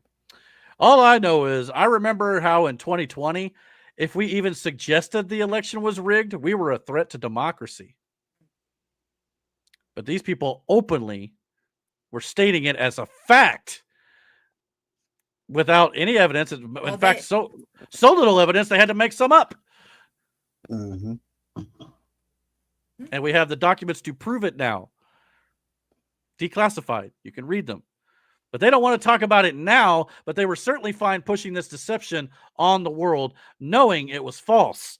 But of course, the media, who were so happy to talk about this to make Trump look guilty back in 2016 or 2017, but when actual evidence proves that Obama, Hillary, and others are clearly guilty, they turn away from the story. Here's video from CNN during Tulsi Gabbard's speech during a White House press briefing, going over this whole thing. The CNN decided to run coverage away from the speech because they don't want the truth to get out. Simple as that. They're running cover for the Obama administration here. We have no idea. I mean, this is hardly information that we should even be repeating. Never mind that it's, some some years after the fact, 8 years more than that after the fact, but also just to look at the source. But look, this is the what this White House wants to talk about, and I'm not sure that we should spend that much more time on it, frankly. Yeah. I mean, listen, that we have. So he was trying. The previous video said something. You got, in order to believe that, you know, all the stuff Donald Trump was saying, you got to believe that everybody's in on it, things like that. What's easier to believe? Have you not seen the way they've treated Trump over the last 10 years? All of these people, the media, the Democrats, hell, a lot of Rhino Republicans are in on it because, as George Carlin once put it, we're a part of a party. You're not invited, basically. So, yeah, this stuff is real. The media has been lying. This is why you can't trust any media. If you're going to trust any media, I know it sounds a lot kind of weird to some people, especially people I know. If I was to say that Fox is probably the most trustworthy, that's probably the truth. But they are. That's why people like our friend Mike drive me nuts. Because it's not just about politics. These people are trying to kill us. Like, every which way possible, they are trying to depopulate the earth because they're evil and they don't want us here. Yeah. Bill Gates has openly said that we need to depopulate the earth. Think Thanos. Just because he's not political doesn't mean he's not a part of it. Yeah. Like, part of the World Economic Forum. They you know, unelected bureaucrats who want to rule the world. I mean, if you believe biblical times type stuff, and the book of Revelation talks about one world government, where do you think that's kind of getting its start? I mean, if you believe things like the Bible, and I do, it's probably nothing we could do to stop it, unfortunately, because the Bible says this stuff will happen. But yeah, it's scary stuff. I'm hoping that Donald Trump can at least stay all this stuff from happening for a while to give people more time to come to Christ. And, you know, again, this is all part of, in my humble opinion, God's plan to bring as many people to the Lord as possible. That is the end goal. It's not happening fast enough for me. Yeah, and unfortunately, and I've talked to my dad about this too. Unfortunately, there are going to be some people who just will not see the truth. Even if they do, they will literally choose not to accept it, not to believe it. That's just kind of where we are. But since CNN and other news outlets like MSNBC and others refuse to show you what Tulsi Gabbard said, we're going to. Now, this is a little long. It's about 10 minutes. I'm going to run this, though, the entire way through. And I think it's important because Tulsi Gabbard lays out this entire Russia collusion hoax. So here she is in her own words. I'm going to go over the key findings from the House Intelligence Report, which investigated the claims that were made by an intelligence community assessment ordered by President Obama and published in January of 2017. First, Putin's principal interests relating to the 2016 election were to undermine faith in the U.S. democratic process, not show any preference of a certain candidate. In fact, this report shows Putin held back from leaking compromising material on Hillary Clinton prior to the election. We'll get to that in just a minute. Instead, planning to release it after the election to weaken what Moscow viewed as an inevitable Clinton presidency. In the January 2017 intelligence community assessment that President Obama ordered, John Brennan, who was CIA director at the time, and the intelligence community intentionally suppressed intelligence that showed Putin was saving the most damaging material that he had in his possession about Hillary Clinton until after her potential and likely victory. The report goes into great detail about the information that Russia and Putin had on Hillary Clinton, which included possible criminal acts like secret meetings with multiple named U.S. religious organizations in which State Department officials offered, in exchange for supporting Secretary Clinton's campaign for the presidency, significant increases in financing from the State Department. They also had documents that showed the patronage of the State Department to State Department employees who would go and support Hillary Clinton's presidential campaign.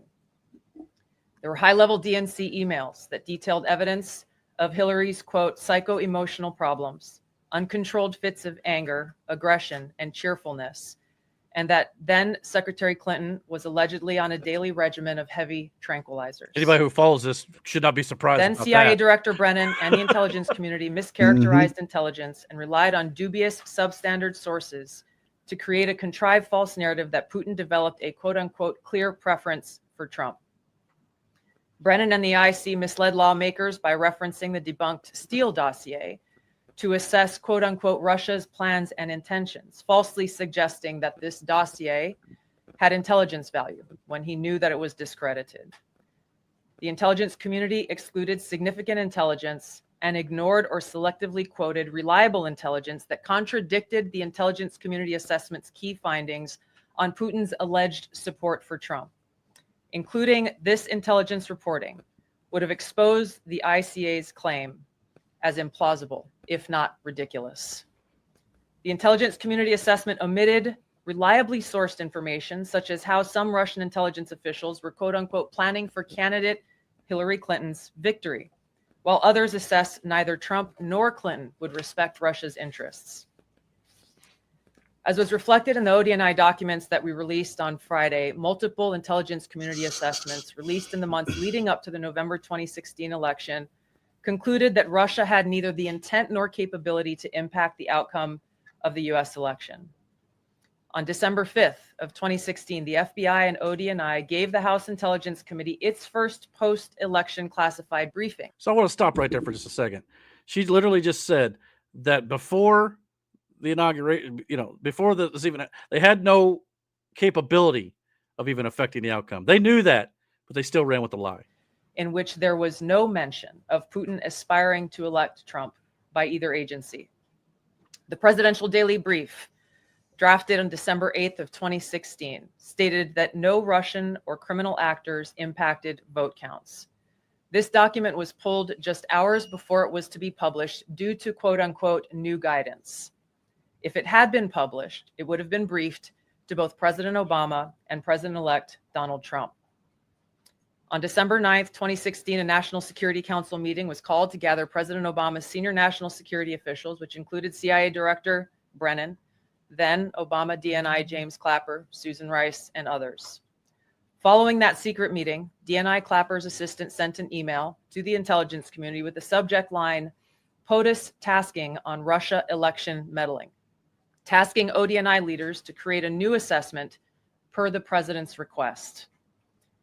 The House Intelligence Committee Oversight Report that we released today reveals that, quote, unlike routine intelligence community analysis, the intelligence community assessment was a high-profile product ordered by the president, President Obama. It directed senior intelligence community agency heads and created an intelligence community assessment limited to just 5 analysts using one principal drafter.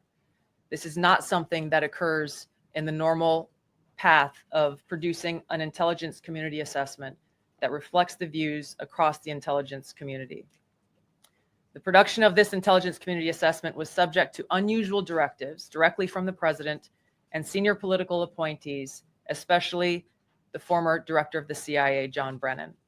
The House Intelligence Committee Oversight Report also shows how later that same day, on December 9th, Brennan ordered the publication of quote unquote substandard reporting on Russian activities, which had previously been withheld from publication of prior assessments because the information was judged, quote, to have not met long-standing publication standards. Some of the information later used in the Obama-ordered assessment over the objections of veteran CIA officers was, quote unquote, unclear or from unknown sources.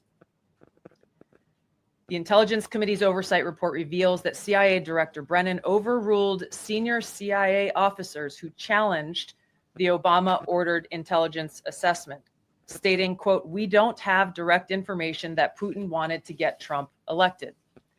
Yet, the Obama-directed assessment was published on January 6, 2017, which explicitly stated, quote, we assess Putin and the Russian government aspired to help President-elect Trump's election chances when possible by discrediting Secretary Clinton and publicly contrasting her unfavorably to him, end of quote.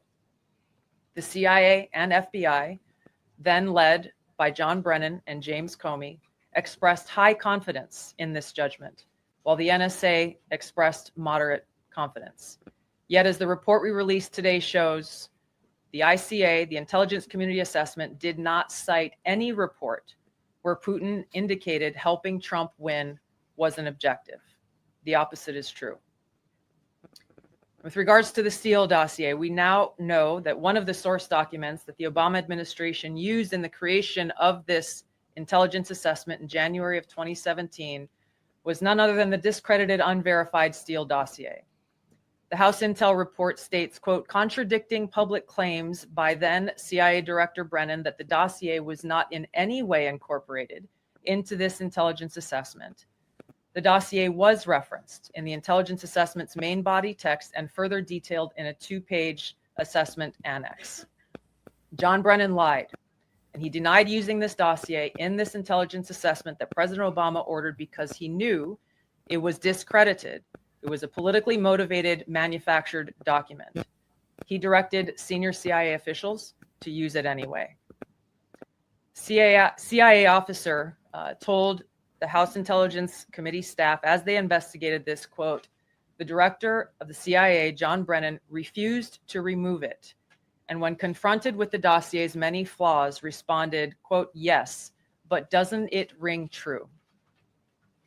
Even the bipartisan Senate Select Committee on Intelligence report published in 2020 criticized the FBI's handling of the Steele dossier, noting its completely unverified nature and purposeful sidestepping of intelligence community procedures in its use. Now, President Obama, Hillary Clinton, John Brennan, James Clapper, James Comey, and others, including their mouthpieces in the media, knowingly lied as they repeated the contrived narrative that was created in this January 2017 intelligence community assessment with high confidence as though it were fact. John Brennan, as CIA director, stated in a memo to his agency staff in December of 2016, saying, quote, there is strong consensus among us on the scope, nature, and intent of Russian interference in our presidential election. This was reported by NBC News, confirming that Brennan, along with James Clapper and James Comey, agreed with the CIA's assessment that Russia intervened to help Trump win the presidency. As Obama's director of national intelligence, James Clapper was tasked with overseeing the creation of this assessment in January of 2017 by President Obama, and he expressed confidence in its findings. In a 2018 interview with the Harvard Gazette, he talked about how he provided Trump with the same classified assessment that President Obama received, which included the high confidence judgment that Putin directly ordered the hacking and election interference. Clapper then went on to add, I think they, the Russians, actually influenced the outcome. This is a brief summary of the details that you'll find within the House Majority Staff's report in their investigation into the Obama-directed January 2017 intelligence community. So yeah, so she just goes on to talk about how it was a subordination. But yeah, so I mean, what a tangled web we weave. That's basically the whole long and short of it here. You can look all this up under Tulsi Gabbard's X account. It's got all the stuff in there. You can also look up the declassified files. There's a link to it right at the bottom of her post. All sorts of stuff you could look up about this. So yeah, they lied, ladies and gentlemen, and so far they've gotten away with it. And I hope that does not always end up being the case. But as Miranda pointed out earlier this week, Donald Trump himself even said that Barack Obama may fall under presidential immunity over this, and I'm going to talk about that afterwards. So here's Donald Trump. View on presidential immunity would apply to former President Barack Obama and what you're accusing him of doing. It probably helps him a lot. Probably helps him a lot, the immunity ruling. But it doesn't help the people around him at all. But it probably helps him a lot. Well, he's done criminal acts. There's no question about it. But he has immunity, and it probably helps him a lot. And here's the thing. The presidential immunity is not what everybody thinks it is. It's not. When this whole thing with the Supreme Court gave Donald Trump presidential immunity, or they didn't give it to him, they just restated what was already law, basically. Presidential immunity, it kind of falls under 3 tiers, though. It's not just because you're president, you can do anything you want, there's no consequences. It's never meant that. It will never mean that. But there's three different things. Absolute immunity, where presidents have absolute immunity for actions within their, quote, core constitutional powers, such as issuing pardons and commanding the military, where Congress has no regulatory authority. Kind of like when Barack Obama did drone strikes and killed an American citizen. He was under his absolute immunity for that. It was an official act, so to speak, right? Or when Donald Trump dropped that bomb on Iran, he was under that for that, okay? There's also presumptive immunity for other official acts within the outer perimeter of presidential responsibilities. Presidents enjoy at least presumptive immunity, which can be rebutted only if prosecution poses no significant intrusion on executive functions. So again, more official acts, right, within the purview of the presidency.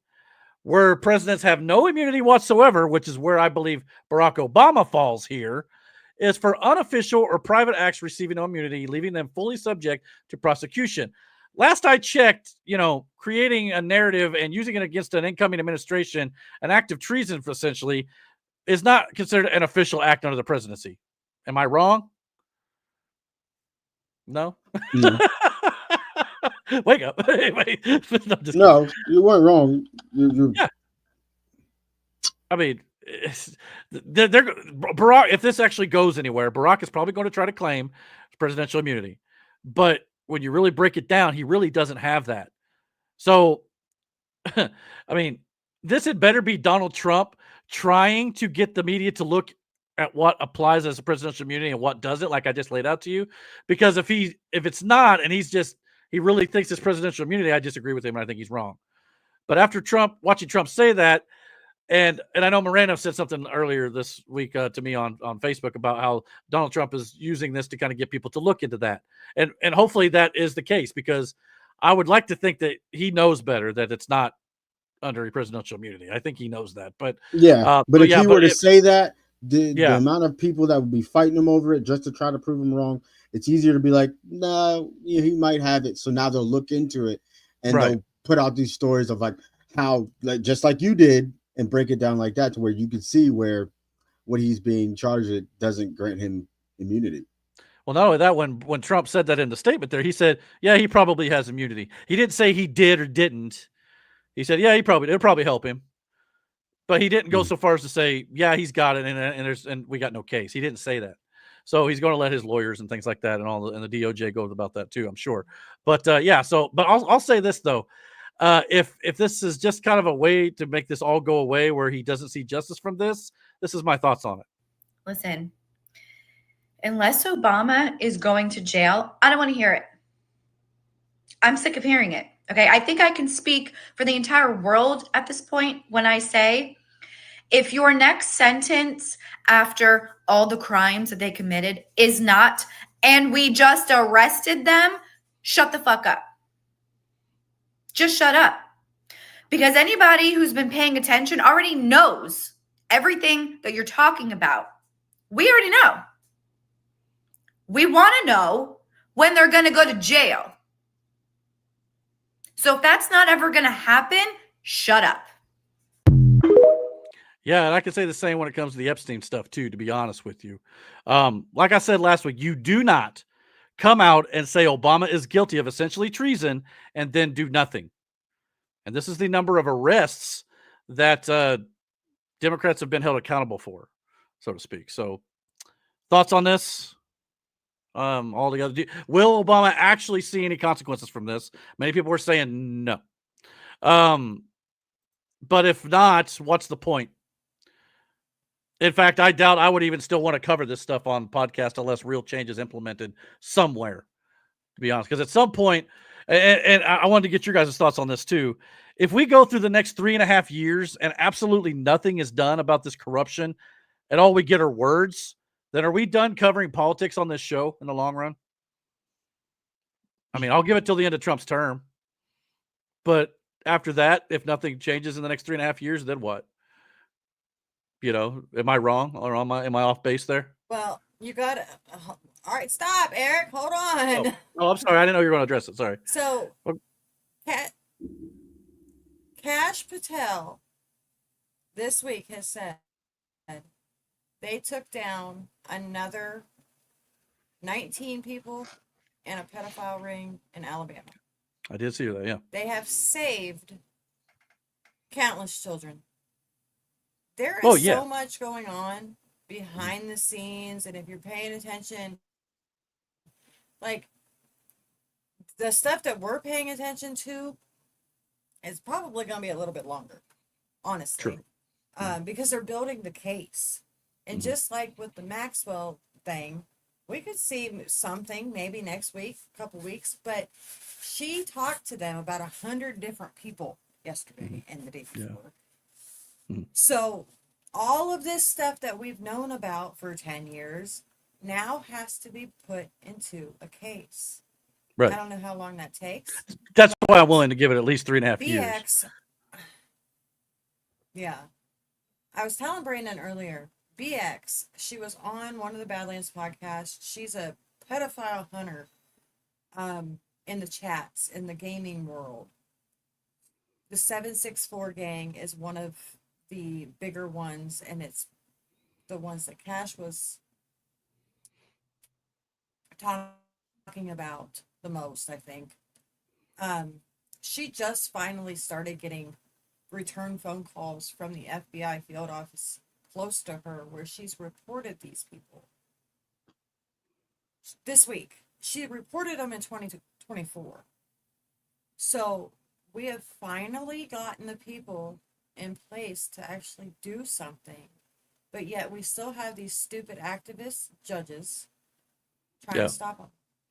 They're blocking a lot of the Epstein stuff too. That Tom Cotton and Boone's, I think it is, plan on blocking the recess appointments that Trump should be able to do in August because of they went on they went on blocking vacation.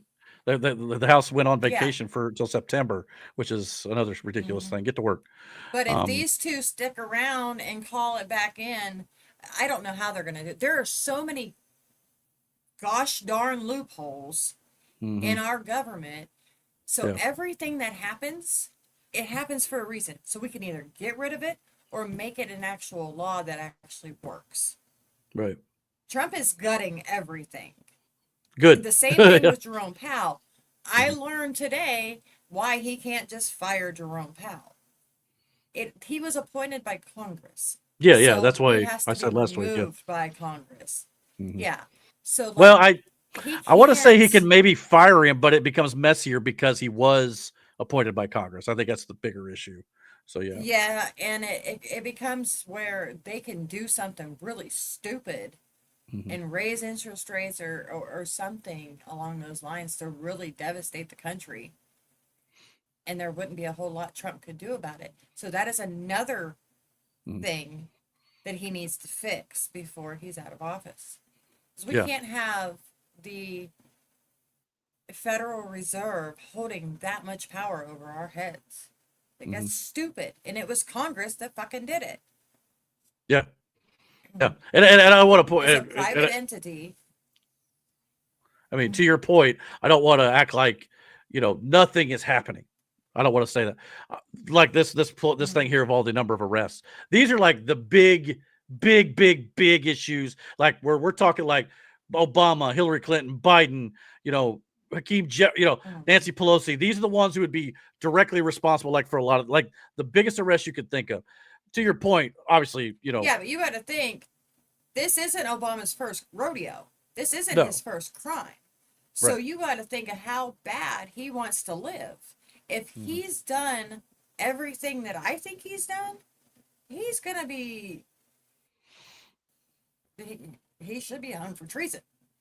Yeah. Like, seriously. I mean, seriously, yeah. If he knows that, and if this is the real Obama, he's not going to go quietly. He's probably got sleeper cells all over the country. Oh, wouldn't be surprised. Yeah, I mean, I just want to just make sure I point out, like, because you mentioned, like, we're taking out child sex trafficking rings and things like that. There are good things taking place. Absolutely, a lot of things taking place. A lot of kids are being rescued. A lot of pedos are going to jail. That is happening.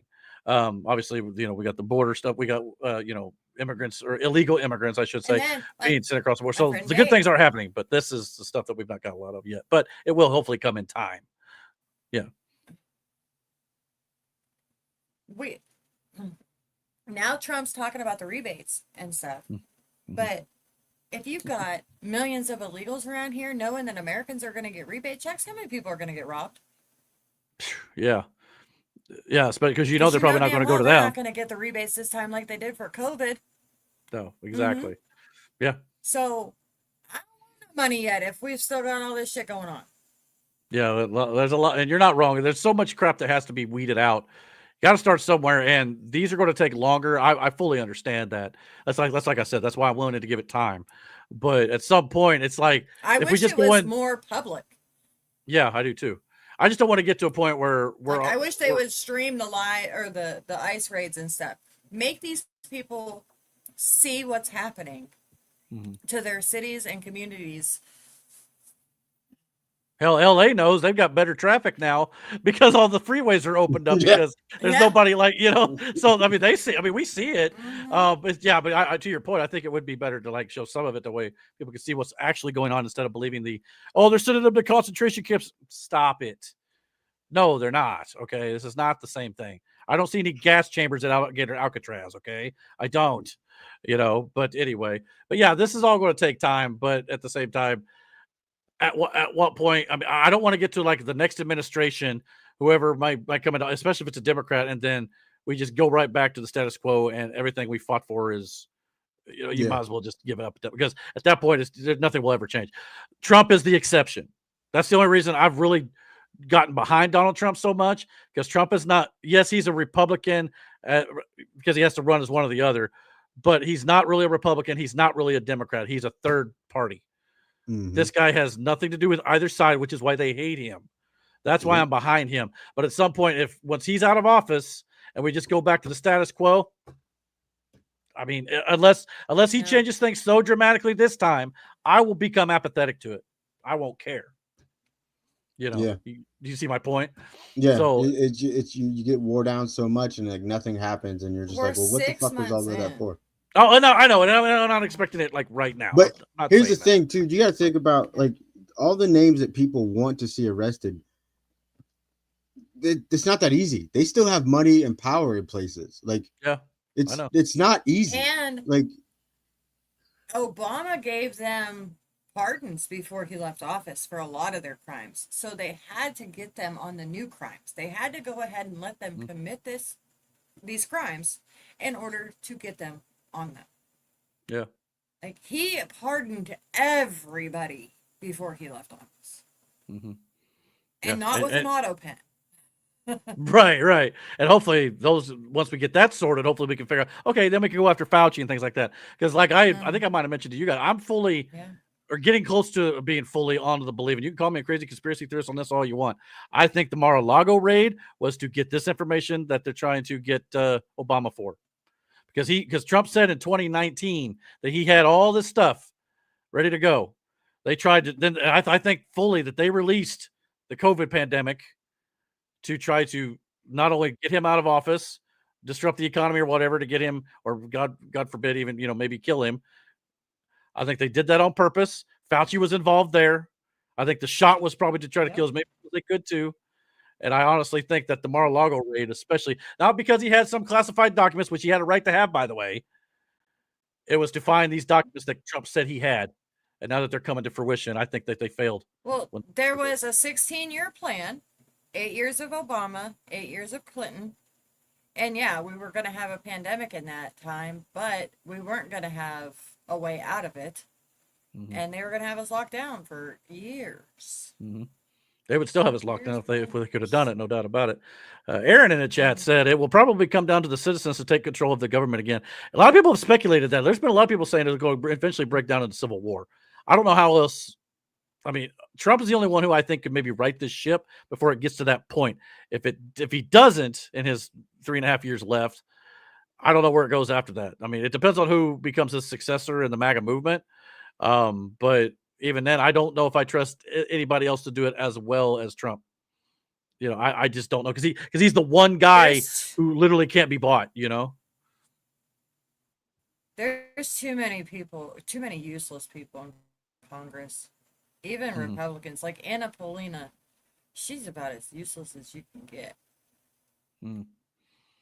But she's got to been making like, some brand new elections. And well, that and another thing candidates. Trump needs to get done is term limits, and then two, if you're not a U.S. Natural born citizen, you shouldn't be allowed to run for Congress too. If that's a rule for a president, in both cases, term limits and natural born citizen, why can that not be a rule for Congress? I mean, even though a lot of people think Obama was not natural born citizen, and I'm starting to think that's probably true too. Hell, there's even video of him actually technically giving a speech somewhere where he said I was the first Kenyan born president. He said those words. Yeah. Well, Freudian I'm telling slip you, much? Trump used to be on Twitter all the time offering Obama money to prove his birth certificate was real. Mm-hmm. And if this investigation continues, I wonder if we eventually get that finally. Like, you got to provide that in this case. I don't know. Interesting to note, but anyhow. That would be insane. That would be something, which, I mean, I think a lot of people, again, a lot of this stuff that's coming out, we already know. We've been following it long enough to know this stuff. But it's just coming to light, and hopefully these people finally wake the hell up. But something else, a juicy little nugget that Tulsi Gabbard did drop during her speech was, of course, the fact that Russia was withholding information about Hillary Clinton. Insider reports said that she was using strong sedatives due to worsening mental health. The documents revealed serious medical problems like chronic fatigue and heart issues, secret meetings with religious groups where Clinton reportedly promised big State Department grants for support. Party insiders admitted EU allies saw her as unfit and quietly hoped she'd lose the election. Obama and party leaders found her health extraordinarily alarming. So potentially that might explain a little video some of you may have seen floating around the interwebs. Here's this. To a van years ago. Literally have to be held upright because Weekend at Bernie's here. Jesus. Most of us, I don't know. So yeah, I mean, maybe Russia knew more than they let on there for sure. But as a matter of fact, so they basically withheld info on her that they intended to use against her had she won the election. So yeah, they were going to basically use that against her to kind of gain some blackmail on her, I suppose, or what. Now, I don't know, but there was all sorts of things they could have done with that. So thoughts on that? Do you think they were drugging her up much like they were doing Biden?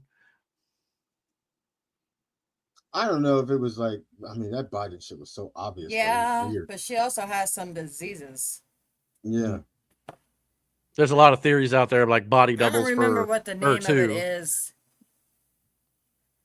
Oh, yeah. You could clearly see she went in as one person and came out of Chelsea Clinton's apartment a different person in one video. Like, you could. Yeah. Biden's got those same theories also, too. the disease that she may have is caused by eating human brain. Yeah. Yeah, a lot of there's that's a whole other rabbit hole. But yeah, no doubt about it. But as Miranda also mentioned this week, Ghislaine, I think that's how you pronounce her name, Ghislaine Maxwell, has been granted limited immunity and was questioned by Deputy Attorney General Todd Blanche because I guess Pam Bondi had like a torn cornea. She wasn't able to question her. What was that the story? If I'm not mistaken, she had to go to the emergency room because she tore her cornea in her eye. Was that right?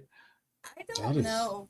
Todd, when Trump was talking about Todd, he said he was a very good attorney, and like I think he was planned to talk to her. Okay, maybe that emergency thing at a convention or something. Okay. Well, no, she does have a torn cornea, but I think she was supposed to be at a convention or something. How do you tear your cornea? Well, it's possible. I mean, yeah. I don't know exactly how you when I had do that it. shit in my eye for my contacts. Yeah, if you get like dirt in your eye and you rub it and it rips your, it can. Sounds painful, but I mean, I guess it is treatable. But anyway, Deputy Attorney General Todd Blanche questioned Ghislaine Maxwell after she was given limited immunity, and he asked her, quote, every possible thing you can imagine in regards to Epstein's clients, and she provided the Department of Justice with information on about 100 people during the 10-hour interview. Let's be clear, this is not a pardon. That's been going around the internet that she's been pardoned by the Trump administration in return for this information. No, she's been granted limited immunity. What that means is that it cannot anything that she says from this point forward cannot be held against her further than what she's already been convicted for. Yeah. Okay? So she's still going to serve her sentence for what she's been convicted for. She's not being let off the hook for that. She's already gotten her sentence. Now, they're using her for information, and it appears she's singing like a canary. They better be building cases here, as Miranda mentioned, and we want arrest for this too. But like she said, it is going to take time. But 100 different people, hopefully it means we, and I think Trump's even been saying over the last day or so that he's actually talking about releasing a list, and maybe this is what he's talking about. Have you heard any more about that? No, but I want to say something about her. Okay, go ahead. When they were talking about it on Only Lands last night, Zach tried to have a little bit of compassion for her because she was born and raised into this world. Her dad, Robert Maxwell, is probably one of the most evilest men on the war, or used to be. I think he died in 91. But the argument was, how do you have compassion for somebody that keeps the tradition A cycle going? Yeah, like, no. Yeah. Sure, I could feel bad for you and your kid. A lot of, we're going to find out a lot of people have this problem, and they were most likely born into it. Like Britney Spears, she wasn't born into it, she was thrown into it with Disney. But Justin Bieber, same thing. Like, yeah, I don't know where the world goes from here once we find out, or once everybody finds out. But I'm under the belief of, obviously a lot of people in the government and possibly multiple governments worldwide could be taken down if this was, proven out here. But I'm also under the belief of, if your government is built upon this stuff, let it burn. Yeah. Because we don't need that sort of government. But it's like local in a lot of places too. Local police departments are involved, and it's everywhere. It's disgusting. Like I said, the tangled webs we weave. And Dan Bongino's post where he talks about how literally he'll never be the same after some of the things he's seen. He didn't, like I said, in that tweet he put out today, he didn't specify what he was talking about, but some of the stuff that he is seeing probably goes way deeper than even he realized. And he's finally seeing it, and he's like, gosh, it's probably a lot. Realize it. I don't think you really can't compartmentalize it outside of a movie. Does that make sense? Like, yeah, because it's like, that's not what it be real. That's not what real people do. But like, movie takes inspiration from real life. Yeah, because you've seen it in a movie. It's been somebody's reality. It's been somebody's world. Somebody's walked upon a scene that is just as gruesome as the one you're looking at. And it's like, to wrap your head around that from the aspect of somebody who literally can't see that outside of it being in a movie or a book, their whole perspective and world would change in a viewing of something like that in real life. So like, you can't just shocking somebody with that information who's never, had that, like, that's not a reality for them. It would literally fuck them up more. So slowly, even though it takes time, it's easier to digest, because then your body's being acclimated to the fucking reality that this is the world. Like, this is real life. You know what I mean? Like, yeah, it's fucked up. Yeah, it's totally messed up. I just hope that, we give, as Michael Caine once said in The Dark Knight Rises, sometimes we need to let truth have its day. And I think that's what needs to happen here, regardless who it takes down. But again, I'm going to reiterate this again. I don't believe there's a chance that Donald Trump may be in the files, which is what apparently the Department of Justice has informed him of. We knew that. We know he's in the files. Yeah, they made it apparent to say that. But that does not mean he's one of the clients or involved in any way. He's the one that helped get him arrested before. Yeah, and we went. If you want more on that, we went over that last week too. Yeah, so I mean, it's ridiculous, guys. They even said it that he was, and they, with the caveat that he was on the flight logs, but then they told the reason why he was. But they've also said that he's never been to the island. They said that shit. So the fact that like, and Bill Clinton's been to it 28 times, yes, no questions to him. There was a picture of him painted in a dress. Yeah, a whole bunch of times. More of a local story, real quick. Mm-hmm. Did you know there was a serial flasher in Indianapolis? He'd been arrested 49 times. Wow. Why the fuck is Indianapolis wasting time and resources arresting this guy this many times and not just fucking throwing him in jail? Like, how? Why? Liberal town. Our Probably justice probably catch and release. Yeah. You know, I mean, I get maybe the first few times because it's. I mean, I don't know what that classifies. I don't know if it's like a misdemeanor or what. But yeah, I mean, if you do it 40 some times, like you said, maybe it's simple. All right, let's just stop letting this guy go. Yeah, at some crazy. point we upgrade these misdemeanors when they hit a certain number. Yeah, yeah, and hopefully we make asylums great again too. Make that MAGA T-shirt, no doubt. And hopefully we'll Alcatraz 49 times is absurd. Get a hobby. You know what I'm saying? Like, geez, something. Anything, no, he's got a hobby. Obviously, you do something 49 times, that's your thing. But like, at the same token, get a legal hobby. 48 times is too much. You know what I'm saying? One time's too much technically, but that's what I'm saying. But he was able to do it another 48 fucking times. Yeah. Yeah. Like, you think after 3 they created be like, the serial part of it. Yeah. Let him out. Oh, he'll be back in here in about a week because he's going to flash somebody else. Yeah. It's like, fucking insane. And that's how many times he's got caught. Yeah, it's true too. Yeah. So it's probably a lot higher number, to be honest with you. Speaking of high numbers, though, apparently, well, actually, I'll jump to that story. Apparently, Donald Trump announced this week a $550 billion trade deal with Japan, alongside trade deals with Indonesia and the Philippines. Trump wrote about it on Truth Social, and the United States will receive 90% of the profits. The deal will create hundreds of thousands of jobs that have never been anything like it, he said. Japan will open their country to trade, including cars and trucks, rice, and certain other agricultural products. More winning for the Trump campaign here. More money in our coffers. Rice to Japan. Brother, you know how good of a businessman you got to be? Wait, no, I think we're getting their rice, aren't we? I mean, maybe we're doing rice too, but either way. Hey, that's crazy. That's like selling water to a whale. I'm pretty sure we're selling them rice. Actually, I think you're right. Yeah. Brother. Based on the way that's worded. All right. They're selling water to a whale. Either way, I'm down for it. But yeah. God, that's insane. How are we gonna sell them something that they're exporting? You know how nuts that sounds? Maybe it's just like a certain type of rice that they don't probably have. I mean, you're probably right. It's what it is, but at the same time, again, making moves, making money. Yeah. Trying to rebuild the infrastructure of this fucking country.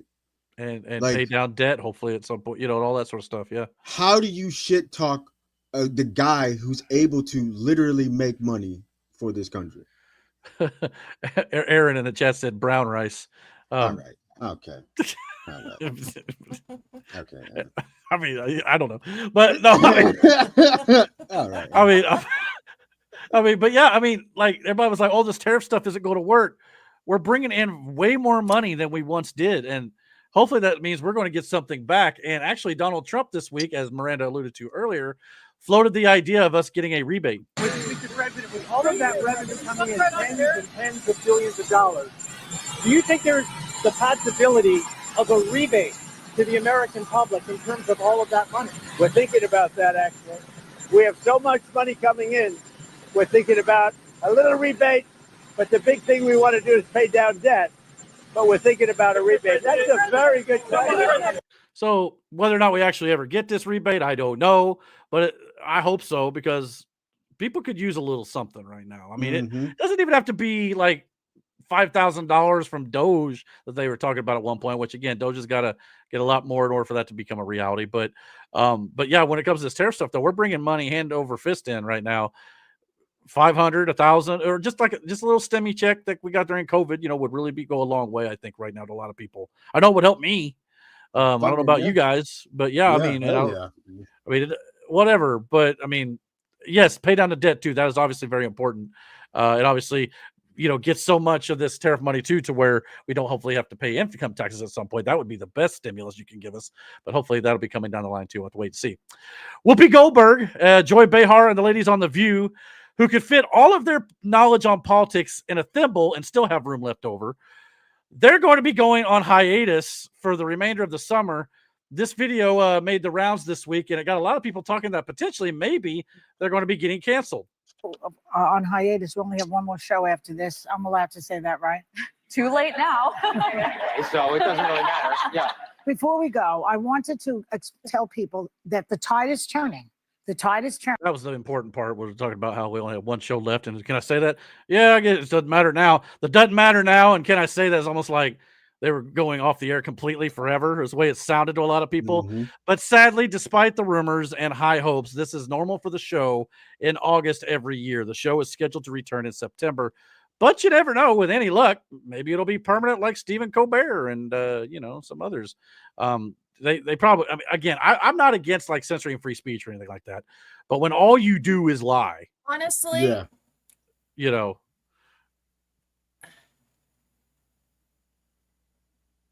I want them to have to cover Obama's arrest. Yeah, that'd be fun. We get a lot of the good thing about The View is it does give a lot of material for the channel and many other political channels out there, no doubt about it. But yeah, so in a way, I guess it would be nice to have to watch them eat crow. You know what I mean? Like, have to watch them cover this shit and then how they maneuver around all the shit that they've said. Now it's proven it's all a lie. So now what? But now you got to answer for it. Or when they come back, we did get the rebates, and now money's flowing, and people are happier. Well, everybody again, just like last week too. Everybody's like, "Well, Stephen Colbert," and even if you floated the idea that Stephen Colbert got taken off the air due to political reasons. No, it's because they were like $40 million a year they were losing. The ratings, yes, they were high, but Greg Gutfeld had better ratings in the evening time slot too. Well, they're high-ish for late night. There's like 2 million viewers. It wasn't like high. I mean, not only that, linear cable television is going out. It's now a streaming service world. So things like that's partially why Colbert got. It's not got nothing to do with Trump trying to censor people. If the viewers ever go out, as well and be canceled, again, their ratings are not the greatest. They lie constantly, so people are wise to their act now. It's just, and I don't know what kind of money they make. I highly doubt they make a profit. So it would be one of those deals too. So it's and not only that, they're probably funded through like USAID or something like that. A lot of these media things are. So we may see a lot of things in the media drop off simply because they don't have the funding anymore, because we as taxpayers should not be funding it. So yeah, so we'll see if that ends up being the case. But as of right now, it's just a temporary hiatus for sure. And last but not least, I thought I'd go over something funny to kind of end the show. I don't know if you guys saw this, but the official Democrat Party X account this week thought they had a slam dunk. In a post, the Democrat account on X shared Trump's America alongside a chart that read, U.S. grocery prices reached highs in 2025. They really thought they scored a win here.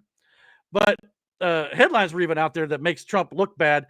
Oh, I'm sorry. This headline makes Trump look bad and catches people's attention, saying, see, all the stuff went up in 2025 because Donald Trump raised prices. And the chart shows rising prices across the board. However, it backfired instantly. If you look closely, what it actually shows is it completely destroys what they were trying to prove. X users quickly noticed something hilarious. When you look at the month and year at the bottom of the chart, almost all of those grocery price hikes happened under Joe Biden, not Donald Trump. As you can see here, the graph goes from October 2019, when Trump was still in office, all the way to October 2024. There were no chart details about 2025 after Donald Trump regained office, only the years prior. Spoiler alert, in 2025, prices are coming down. So here's the chart, clearly marking Biden and Trump's two terms. It's clear as day who's responsible for the spike in prices. Ex-user Jim Verdi wrote, quote, "Do you dipshits realize what you just posted here?" He followed by a stream of laughing and clown emojis underneath the post. His post backed up 2.1 million views in no time. The cell phone was too good just not to share to end the show. The Democrat account immediately after someone wised them up to what was going on here, deleted the post. But alas, the internet is forever because they tried to get a gotcha and it just did not work. So yeah, fun times.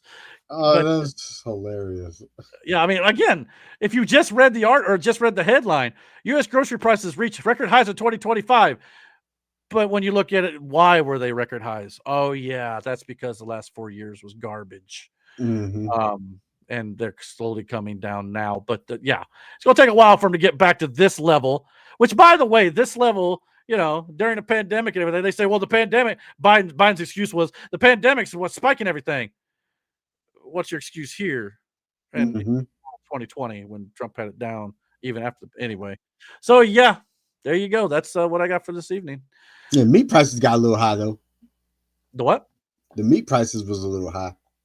Yeah, I mean, ground beef and bacon's always been kind of high and stuff. Fuck yeah, it has been. Like, you would think eggs are way down though. Eggs are way down. Yeah, if you think we have many farms where you got like cows and pigs and shit, the meat is expensive as fuck. But I can see too, like what a lot of people do. I mean, you got hunters and especially around here. You know what I mean? So a lot of people hunt for their shit too. So like, meat isn't really a worrisome at times. So a lot of people are going vegan and stuff now anyway. So that's stupid. I'm sorry. I'm sorry. I like my meat. I do too. Ground beef. That crazy. I like my pork and my chicken. My chicken. I don't think I could like just do. And it's fake meat you eat. I digress. Like I couldn't pull it off. You want to know why? You want to know why we are where we are? The men are so full of fucking soy from eating vegan. Like the little Benson. Benson is a perfect example. You know who I'm talking about, right? Oh, Brandon? yeah. Okay. Why? His scrawny ass. Like, no testosterone. Yeah. None. You know who Benson is. If it's testosterone, I could use a little less testosterone. I got to drop a few pounds. I know. You know what I mean? I must be all. But I love steaks, though. Yeah. Well done. Meat is delicious. Shut up. Stop talking. I can't believe you said that shit. Yes, I like my steaks well done. What can I say? Yeah, something wrong with you. Bring it to me like jerky. Wow. That's not good. Yeah. Good stuff. I've told you why I do that. It's sound logic. No, until it comes well done, then it's like, all right. Oh, you know where I was really upset? I was door dashing the other day or whatever, and I was going to maybe go get Bub's burgers and have them deliver it. They took off the well done option. It's medium well is the highest it'll go for the Buffalo burger. All their burgers. Good, at least that's the good way to eat them. At least on the app. I don't know about if you did it in person, but yeah.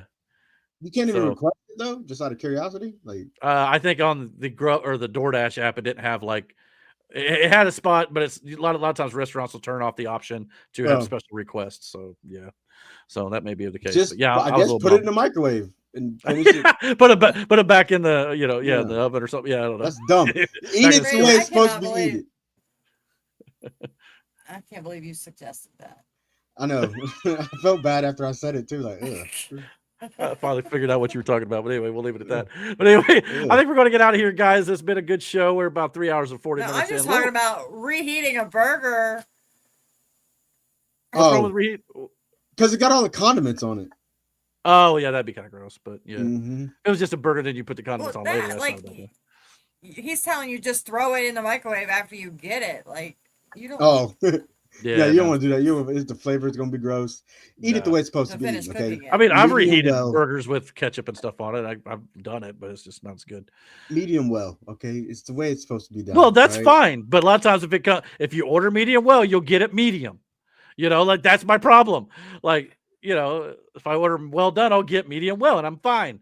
But I'm afraid that one time I don't order well done, it's not going to be done enough. So that's the thing, It's a phobia. I don't know if it's a phobia, but it's like It's a concern. All right, let's just say it that Ugh. way. But on that Ugh. controversial note, I guess we're going to get out of here tonight, guys. Thank you guys so much for watching. Please, if you're finding us for the first time, please hit the like, hit subscribe. Don't forget to comment below, all that good jazz. Follow us on Rumble, by the way. If you're watching us on Rumble, follow us over. We got about 51 followers on Rumble now, so it's slowly coming up, slowly going up on YouTube too, about 524. A lot more views on Rumble, even though last week YouTube was really good. We had like 120 people have watched the show, or at least part of the show, within about 2 hours after we went off the air. So YouTube was doing better last week. So we got like, I think overall like 350, 400 people overall. So between all the places we've put it. So good numbers so far for us. We're still a small channel. We're still trying to grow it out and things like that. So thank you guys so much for watching. I guess until 2 weeks from now, we'll have another show. Next week I'm out of town. SummerSlam will be going on as well. I'm sure that you guys will probably want to watch that stuff as well. So take care. And as always, God bless, guys. Later. Good night. Good night.